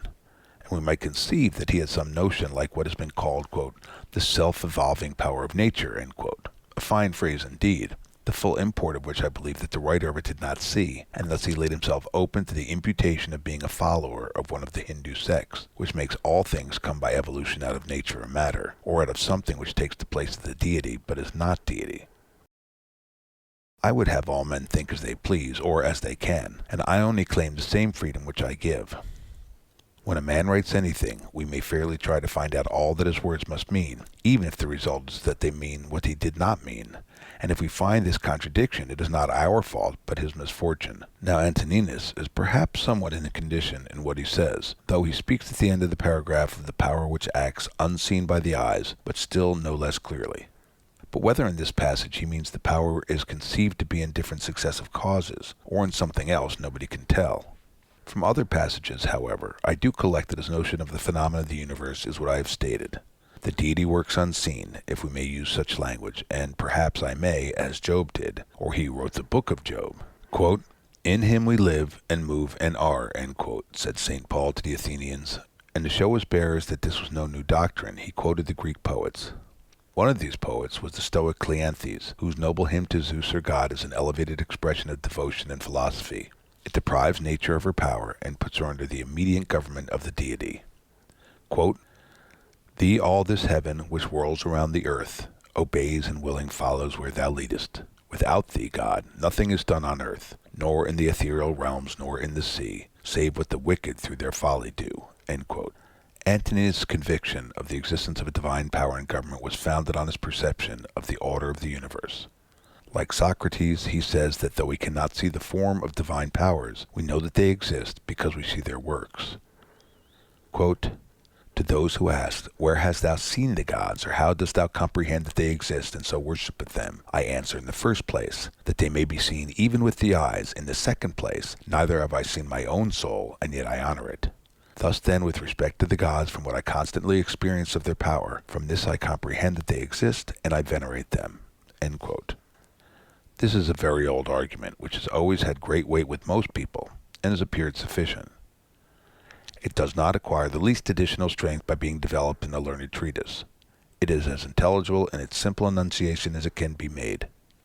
If it is rejected, there is no arguing with him who rejects it. And if it is worked out into innumerable particulars, the value of the evidence runs the risk of being buried under a mass of words. Man being conscious that he has a spiritual power or intellectual power, or that he has such a power, in whatever way he conceives that he has it, for I wish simply to state a fact, from this power which he has in himself he is led, as Antoninus says, to believe that there is a greater power, which, as the old Stoics tell us, pervades the whole universe as the intellect pervades man. God exists then, but what do we know of his nature? Antoninus says that the soul of man is an efflux from the divinity. We have bodies like animals, but we have reason, intelligence as the gods. Animals have life, and what we call instincts are natural principles of action, but the rational animal man alone has rational intelligent soul. Antoninus insists on this continually. God is in man, and so we must constantly attend to the divinity within us, for it is only in this way that we can have any knowledge of the nature of God. The human soul is in a sense a portion of the divinity, and the soul alone has any communication with the deity, for, as he says, quote, "With his intellectual part alone God touches the intelligence only which has flowed and has been derived from himself into these bodies." End quote. In fact, he says that which is hidden within a man is life. That is the man himself. All the rest is vesture, covering, organs, instrument which the living man, the real man, uses for purposes of his present existence. The air is universally diffused for him who is able to respire, and so for him who is willing to partake of it, the intelligent power which holds within it all things is diffused as wide and as free as the air. It is by living a divine life that man approaches to a knowledge of the divinity. It is by following the divinity within, as Antoninus calls it, that man comes nearest to the deity, the supreme good, for a man can never attain to perfect agreement with his internal guide. Quote, "Live with the gods." And he does live with the gods who constantly shows them that his own soul is satisfied with that which is assigned to him, and that it does all the demon wishes, which Zeus hath given to every man for his guardian and guide, a portion of himself. And this demon is every man's understanding and reason. End quote. There is in man, that is in the reason, the intelligence, a superior faculty, which if exercised rules all the rest. This is the ruling faculty which Cicero renders by the Latin word principatus, quote, "to which nothing can or ought to be superior." End quote. Antoninus often uses this term in others which are equivalent. He names it, quote, "the governing intelligence." End quote. The governing faculty is the master of the soul. A man must reverence only his ruling faculty and the divinity within him. As we must reverence that which is supreme in the universe, so we must reverence that which is supreme in ourselves, and this is that which of the like kind with that which is the supreme in the universe. So, as Plotinus says, the soul of man can only know the divine so far as it knows itself. In one passage, Antoninus speaks of a man's condemnation of himself, when the diviner part within him has been overpowered and yields to the less honorable and to the perishable part, the body and its gross pleasures. In a word, the views of Antoninus on this matter, however his expressions may vary, are exactly what Bishop Butler expresses when he speaks of, quote, "the natural supremacy of the reflection or conscious," of the faculty, which surveys, approves, or disapproves the several affectations of our mind and actions of our lives. Much matter might be collected from Antoninus on the notion of the universe being one animated being, but all that he says amounts to no more, as Schultz remarks, than this: the soul of man is most intimately united to his body, and together they make one animal which we call man. So the deity is most intimately united to the world or the material universe, and together they form one whole. But Antoninus did not view God and the material universe as the same any more than he viewed the body and soul of man as one. Antoninus has no speculations on the absolute nature of the deity. It was not his fashion to waste his time on what a man cannot understand. He was satisfied that God exists, that he governs all things, that man can only have an imperfect knowledge of his nature, and he must attain this imperfect knowledge by reverencing the divinity which is within him and keeping it pure. From all that has been said, it follows that the universe is administered by the providence of God, and that all things are wisely ordered. There are passages in which Antoninus expresses doubts or states different possible theories of the constitution and government of the universe, but he always recurs to his fundamental principle, that if we admit the existence of a deity, we must also admit that he orders all things wisely and well. Epictetus says that we can discern the providence which rules the world if we possess two things: the power of seeing all that happens with respect to each thing, and a grateful disposition. But if all things are wisely ordered, how is the world so full of what we call evil, physical and moral? If instead of saying that there is evil in the world, we use the expression which I have used, what we call evil, we have partly anticipated the emperor's answer. We see and feel and know imperfectly very few things in the few years that we live, and all the knowledge and all the experience of all the human race is positive ignorance of the whole, which is infinite. Now, as our reason teaches us that everything is in some way related to and connected with every other thing, all notion of evil as being in the universe of things is a contradiction. For if the whole comes from and is governed by an intelligent being, it is impossible to conceive anything in it which tends to the evil or destruction of the whole. Everything is in constant mutation, and yet the whole subsists. We might imagine the solar system resolved into its elemental parts, and yet the whole would still subsist, ever young and perfect, All things, all forms, are dissolved and new forms appear. All living things undergo the change which we call death. If we call death an evil, then all change is an evil. Living beings also suffer pain, and man suffers most of all, for he suffers both in and by his body, and by his intelligent part. Men suffer also from one another, and perhaps the largest part of human suffering comes to man from those whom he calls his brothers. Antoninus says, generally, wickedness does no harm at all to the universe, and particularly the wickedness of one man does no harm to another. It is only harmful to him who has it in his power to be released from it as soon as he shall choose. The first part of this is perfectly consistent with the doctrine that the whole can sustain no evil or harm. The second part must be explained by the Stoic principle that there is no evil in anything which is not in our power. What wrong we suffer from another is his evil, not ours. But this is an admission that there is evil in a sort, for he who does wrong does evil, and if others can endure the wrong, still there is evil in the wrongdoer. Antoninus gives many excellent precepts with respect to wrongs and injuries, and his precepts are practical. He teaches us to bear what we cannot avoid, and his lessons may be just as useful to him who denies the being and the government as God, as to him who believes in both. There is no direct answer in Antoninus to the objections which may be made to the existence and providence of God because of the moral disorder and suffering which are in the world, except this answer which he makes in reply to the supposition that even the best men may be extinguished by death. He says, if it is so, we may be sure that if it ought to have been otherwise, the gods would have ordered it otherwise. His conviction of the wisdom which we may observe in the government of the world is too strong to be disturbed by any apparent irregularities in the order of things. That these disorders exist is a fact, and those who would conclude from them against the being and government of God conclude too hastily.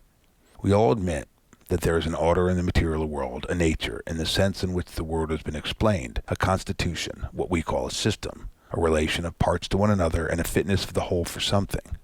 So in the constitution of plants and animals there is an order, a fitness for some end. Sometimes the order as we conceive it is interrupted, and the end as we conceive it is not attained.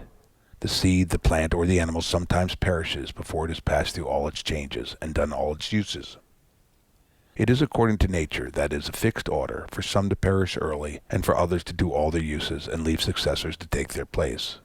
So man has a corporeal and intellectual and moral constitution fit for certain uses, and on the whole, man performs these uses, dies, and leaves other men in his place. So society exists, and his social state is manifestly the natural state of man, the state for which his nature fits him, and society amidst innumerable irregularities and disorders still subsists. And perhaps we may say that the history of the past and our present knowledge give us a reasonable hope that its disorders will diminish and that order, its governing principle, may be more firmly established. As order, then, a fixed order, we may say, subject to deviations real or apparent, must be admitted to exist in the whole of nature of things. That which we call disorder, or evil, as it seems to us, does not in any way alter the fact of the general constitution of things having a nature, or fixed order. Nobody will conclude from the existence of disorder that order is not the rule, for the existence of order, both physical and moral, is proved by daily experience and all past experience. We cannot conceive how the order of the universe is maintained. We cannot even conceive how our own life from day to day is continued, nor how we perform the simplest movements of the body, nor how we grow and think and act, though we know many of the conditions which are necessary for all these functions. Knowing nothing, then, of the unseen power which acts in ourselves except by what is done, we know nothing of the power which acts through what we call all time and all space. But seeing that there is a nature or fixed order in all things known to us, it is conformable to the nature of our minds to believe that this universal nature has a cause which operates continually, and that we are totally unable to speculate on the reason of any of those disorders or evils which we perceive. This, I believe, is the answer which may be collected from all that Antoninus has said. The origin of evil is an old question. Achilles tells Priam that Zeus has two casks, one filled with good things and the other with bad, and that he gives to men out of each according to his pleasure, and so we must be content, for we cannot alter the will of Zeus. One of the Greek commentators asked how we must reconcile this doctrine with what we find in the first book of the Odyssey, where the king of the gods says, "Men say evil comes to them from us, but they bring it on themselves through their own folly." The answer is plain enough, even to the Greek commentator. The poets make both Achilles and Zeus speak appropriately to their several characters. Indeed, Zeus says plainly that men do attribute their sufferings to the gods, but they do it falsely, for they are the cause of their own sorrows. Epictetus, in his Enchiridion, makes short work of the question of evil. He says, quote, "As a mark is not set up for the purpose of missing it, so neither does the nature of evil exist in the universe." End quote. This will appear obscure enough to those who are not acquainted with Epictetus, but he always knows what he is talking about. We do not set up a mark in order to miss it, though we may miss it. God, whose existence Epictetus assumes, has not ordered all things so that his purpose shall fail. Whatever there may be of what we call evil, the nature of evil, as he expresses it, does not exist. That is, evil is not part of the constitution or nature of things. If there were a principle of evil in the constitution of things, evil would no longer be evil, as Simplicius argues, but evil would be good. Simplicius has a long and curious discourse on this text of Epictetus, and it is amusing and instructive. One passage more will conclude this matter. It contains all that the emperor could say. Quote, "To go from among men, if there are gods, is not a thing to be afraid of, for the gods will not involve thee in evil. But if indeed they do not exist, or if they have no concern about human affairs, what is it to me to live in a universe devoid of gods or devoid of providence? But in truth they do exist, and they do care for human things, and they have put all the mean in man's power to enable him not to fall into real evils. And as to the rest, if there was anything evil, they would have provided for this also, that it should be altogether in a man's power not to fall into it. But that which does not make a man worse, how can it make a man's life worse? But neither through ignorance, nor having the knowledge, but not the power to guard against or correct these things, is it possible that the nature of the universe has overlooked them? Nor is it possible that it has made so great a mistake, either through want of power or want of skill, that good and evil shall happen indiscriminately to the good and the bad. But death certainly, and life, honor, and dishonor, pain and pleasure, all these things equally happen to good and bad men, being things which make us neither better nor worse. Therefore, they are neither good nor evil." End quote. The ethical part of Antoninus' philosophy follows from his general principles. The end of all his philosophy is to live conformably to nature, both a man's own nature and the nature of the universe. Bishop Butler has explained what the Greek philosophers meant when they spoke of living according to nature, and he says that when it is explained as he has explained it and as they understood it, it is, quote, a manner of speaking not loose and undeterminate, but clear and distinct, strictly just and true, end quote. To live according to nature is to live according to a man's whole nature, not according to a part of it, and to reverence the divinity within him as the governor of all his actions. Quote, to the rational animal, the same act is according to nature and according to reason, end quote. That which is done contrary to reason is also an act contrary to nature, to the whole nature, though it is certainly conformable to some part of man's nature, or it could not be done. Man is made for action, not for idleness or pleasure. As plants and animals do the uses of their nature, so man must do his. Man must also live conformably to the universal nature, conformable to the nature of all things of which he is one, and, as a citizen of a political community, he must direct his life and actions with reference to those among whom, and for whom, among other purposes, he lives. A man must not retire into solitude and cut himself off from his fellow men. He must be ever active to do his part in the great whole. All men are his kin, not only in blood, but still more by participating in the same intelligence and by being a portion of the same divinity. A man cannot really be injured by his brethren, for no act of theirs can make him bad, and he must not be angry with them nor hate them. Quote, for we are made for cooperation, like feet, like hands, like eyelids, like the rows of the upper and lower teeth. To act against one another, then, is contrary to nature, and it is acting against one another to be vexed and to turn away. End quote. Further, he says, quote, take pleasure in one thing and rest in it, in passing from one social act to another social act, thinking of God. End quote. Again, quote, love mankind, follow God. End quote. It is the characteristic of the rational soul for man to love his neighbor. Antoninus teaches in various passages the forgiveness of injuries, and we know that he also practiced what he taught.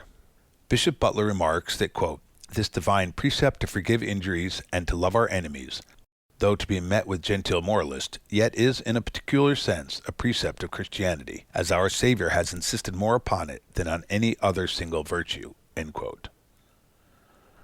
The practice of this precept is the most difficult of all virtues.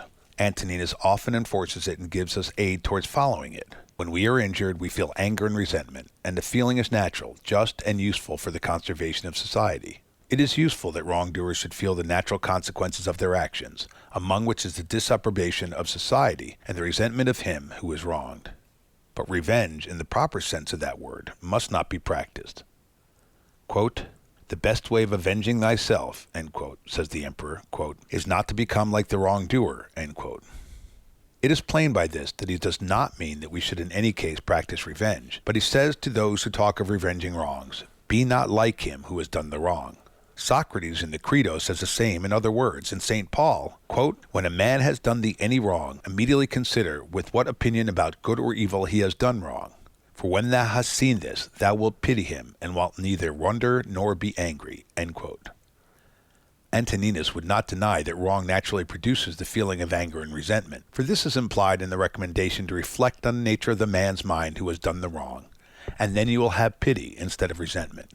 And so it comes to the same as St. Paul's advice to be angry and sin not, which, as Butler well explains it, is not a recommendation to be angry, which nobody needs, for anger is a natural passion, but it is a warning against allowing anger to lead us into sin. In short, the emperor's doctrine about wrongful acts is this: wrongdoers do not know what good and bad are. They offend out of ignorance, and in the sense of the Stoics, this is true. Though this kind of ignorance will never be admitted as a legal excuse, and ought not to be admitted as a full excuse in any way by society, there may be grievous injuries, such as it is in a man's power to forgive without harm to society. And if he forgives because he sees that his enemies know not what they do, he is acting in the spirit of the sublime prayer, quote, Father, forgive them, for they know not what they do. End quote. The emperor's moral philosophy was not a feeble, narrow system which teaches man to look directly to his own happiness, though a man's happiness or tranquility is indirectly promoted by living as he ought to do. A man must live conformably to the universal nature, which means, as the emperor explains it in many passages that a man's action must be conformable to his true relations to all other human beings, both as a citizen of a political community and as a member of the whole human family. This implies, and he often expresses it in the most forcible language, that a man's words and actions, so far as they affect others, must be measured by a fixed rule, which is their consistency with the conservation and the interests of the particular society of which he is a member, and of the whole human race. To live conformably to such a rule, a man must use his rational faculties in order to discern clearly the consequences and full effect of all his actions, and of the actions of others. He must not live a life of contemplation and reflection only, though he must often retire within himself to calm and purify his soul by thought, but he must mingle in the work of man and be a fellow laborer for the general good. A man should have an object or purpose in life, that he may direct all his energies to it, of course a good object. He who has not one object or purpose of life cannot be one and the same all through his life. Bacon has a remark to the same effect on the best means of, quote, reducing of the mind unto virtue and good estate, which is the electing and propounding unto a man's self-good and virtuous ends of his life, such as may be in a reasonable sort within his compass to attain, end quote. He is a happy man who has been wise enough to do this when he was young and has had the opportunities. But the emperor, seeing well that a man cannot always be so wise in his youth, encourages him to do it when he can, and not to let his life slip away before he has begun. He who can propose to himself good and virtuous ends of life, and be true to them, cannot fail to live conformably to his own interest and the universal interest, for in the nature of things they are one. If a thing is not good for the hive, it is not good for the bee. One passage may end this matter. Quote, if the gods have determined about me and about the things which must happen to me, they have determined well, for it is not easy even to imagine a deity without forethought. And as to doing me harm, why should they have any desire towards that? For what advantage would result to them for this or to the whole, which is the special object of their providence? But if they have not determined about me individually, they have certainly determined about the whole at least, and the things which happen by way of sequence in this general arrangement I ought to accept with pleasure, and to be content with them. But if they determine about nothing, which it is wicked to believe, or if we do believe it, let us neither sacrifice, nor pray, nor swear by them, nor do anything else which we do as if the gods were present and lived with us. But if, however, the gods determine about none of these things which concern us, I am able to determine about myself, and I can inquire about that which is useful, and that is useful to every man which is conformable to his own constitution and nature.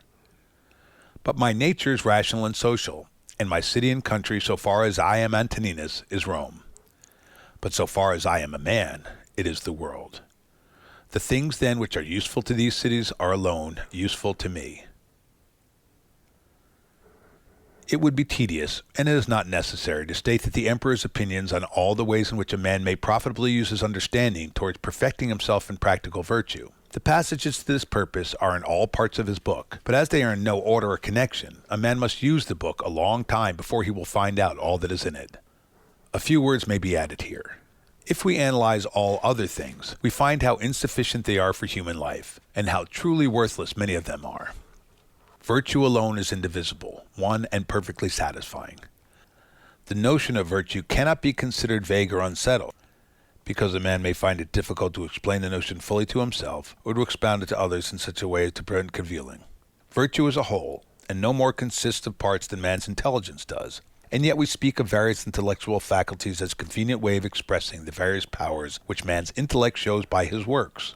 In the same way, we may speak of various virtues or parts of virtue in a practical sense, for the purpose of showing what particular virtues we ought to practice in order to exercise of the whole of virtue, that is, as much as man's nature is capable of.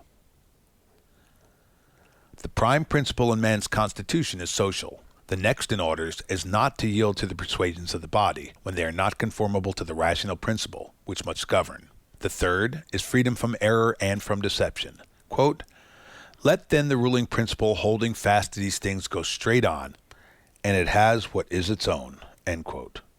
The emperor selects justice as the virtue which is the basis of all the rest, and this had been said long before his time. It is true that all people have some notion of what is meant by justice as a disposition of the mind, and some notion about acting in conformity to this disposition. But experience shows that men's notions about justice are as confused as their actions are inconsistent with the true notion of justice. The emperor's notion of justice is clear enough, but not practical enough for all mankind. Quote, "Let there be freedom from perturbations with respect to the things which come from the external cause, and let there be justice in the things done by virtue of the internal cause. That is, let there be a movement and action terminating in this, in social acts, for this is according to thy nature." End quote. In another place, he says that, quote, "He who acts unjustly acts impiously," end quote, which follows, of course, from all that he says in various places. He insists on the practice of truth as a virtue and as a means to virtue, which it no doubt is, for lying even in indifferent things weakens the understanding, and lying maliciously is as great a moral offense as man can be guilty of, viewed both as showing an habitual disposition and viewed with respect to consequences. He couples the notion of justice with action. A man must not pride himself on having some fine notion of justice in his head, but he must exhibit his justice in act, like St. James' notion of faith. But this is enough. The Stoics, and Antoninus among them, call some things beautiful and some ugly. And as they are beautiful, so they are good, and as they are ugly, so they are evil or bad. All these things, good and evil, are in our power absolutely. Some of the stricter Stoics would say, in a manner only, as those who would not depart altogether from common sense would say, practically they are to a great degree in the power of some persons and in some circumstances, but in a small degree only in other persons and in other circumstances. The Stoics maintain man's free will as to the things which are in his power, for as to the things which are out of his power, free will terminating in action is, of course, excluded by the very terms of the expression. I hardly know if we can discover exactly Antoninus' notion of the free will of man, nor is the question worth the inquiry. What he does mean and does say is intelligible. All the things which are not in our power are indifferent. They are neither good nor bad, morally. Such are life, health, wealth, power, disease, poverty, and death. Life and death are all men's portion. Health, wealth, power, disease, and poverty happen to men indifferently, to the good and to the bad, to those who live according to nature and to those who do not. Quote, "Life," says the emperor, "is a warfare and a stranger's sojourn, and after fame is oblivion." End quote. After speaking of those men who have disturbed the world and then died, and of the death of philosophers such as Heraclitus and Democritus, who was destroyed by lice, and of Socrates, whom other lice, his enemies, destroyed, he says, quote, "What means all this? Thou hast embarked, thou hast made the voyage, thou art come to shore, get out. If indeed to another life there is no want of gods, not even there. But if to a state without sensation, thou wilt cease to be held by pains and pleasures, and to be a slave to the vessel which is as much inferior to that which serves it as superior, for the one is intelligence and deity, the other is earth and corruption." End quote. It is not death that man should fear, but he should fear never beginning to live according to his nature. Every man should live in such a way as to discharge his duty, and to trouble himself about nothing else. He should live such a life that he shall always be ready for death, and shall depart content when the summons comes.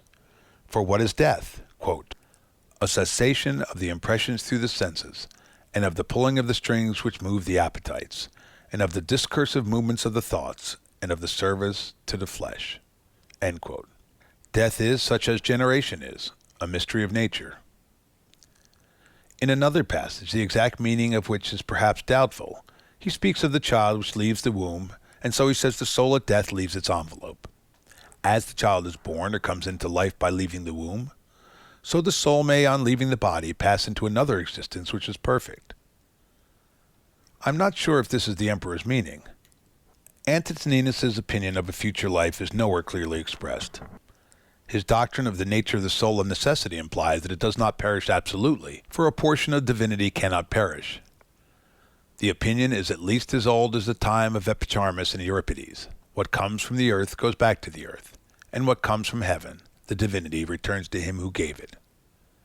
But I find nothing clear in Antoninus as to the notion of the man existing after death, so as to be conscious of his sameness with the soul which occupied his vessel of clay. He seemed to be perplexed on this matter, and finally to have rested in this, that God or the gods will do whatever is best and consistent with the university of things.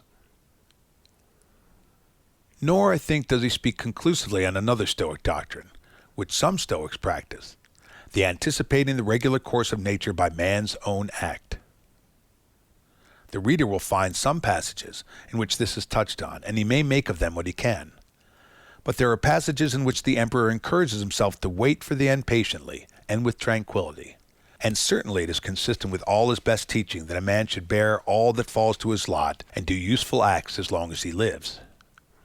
He should not therefore abridge the time of his usefulness by his own act. Whether he contemplates any possible cases in which a man should die by his own hand, I cannot tell, and the matter is not worth a curious inquiry, for I believe it would not lead to any certain result as to his opinion on this point. I do not think that Antoninus, who never mentioned Seneca, though he must have known all about him, would have agreed with Seneca when he gives as a reason for suicide that the eternal law, whatever he means, has made nothing better for us than this, that it has given us only one way of entering life and many ways of going out of it. The ways of going out indeed are many, and that is a good reason for a man taking care of himself. Happiness was not the direct object of a Stoic's life. There is no rule of life contained in the precept that a man should pursue his own happiness. Many men think that they are seeking happiness when they are only seeking the gratification of some particular passion, the strongest that they have. The end of a man is, as already explained, to live conformably to nature, and he will thus obtain happiness, tranquility of mind, and contentment. As a means of living conformably to nature, he must study the four chief virtues, each of which has its proper sphere: wisdom, or the knowledge of good and evil; justice, or the giving to every man his due; fortitude, or the enduring of labor and pain; and temperance, which is moderation in all things. By thus living conformably to nature, the Stoic obtained all that he wished or expected. His reward was in his virtuous life, and he was satisfied with that. Some Greek poet long ago wrote, quote, "For virtue only of all human things takes her reward not from the hands of others. Virtue herself rewards the toils of virtue." End quote. Some of the Stoics indeed expressed themselves in very arrogant, absurd terms about the wise man's self-sufficiency. They elevated him to the rank of a deity. But these were only talkers and lecturers, such as those in all ages who utter fine words, knowing little of human affairs, and caring only for notoriety. Epictetus and Antoninus, both by precept and example, labored to improve themselves and others. And if we discover imperfections in their teaching, we must still honor these great men who attempted to show that there is in a man's nature and in the constitution of things sufficient reason for living a virtuous life. It is difficult enough to live as we ought to live, difficult even for any man to live in such a way as to satisfy himself, if he exercises only in a moderate degree the power of reflecting upon and reviewing his own conduct. And if all men cannot be brought to the same opinions in morals and religion, it is at least worth while to give them good reasons for as much as they can be persuaded to accept.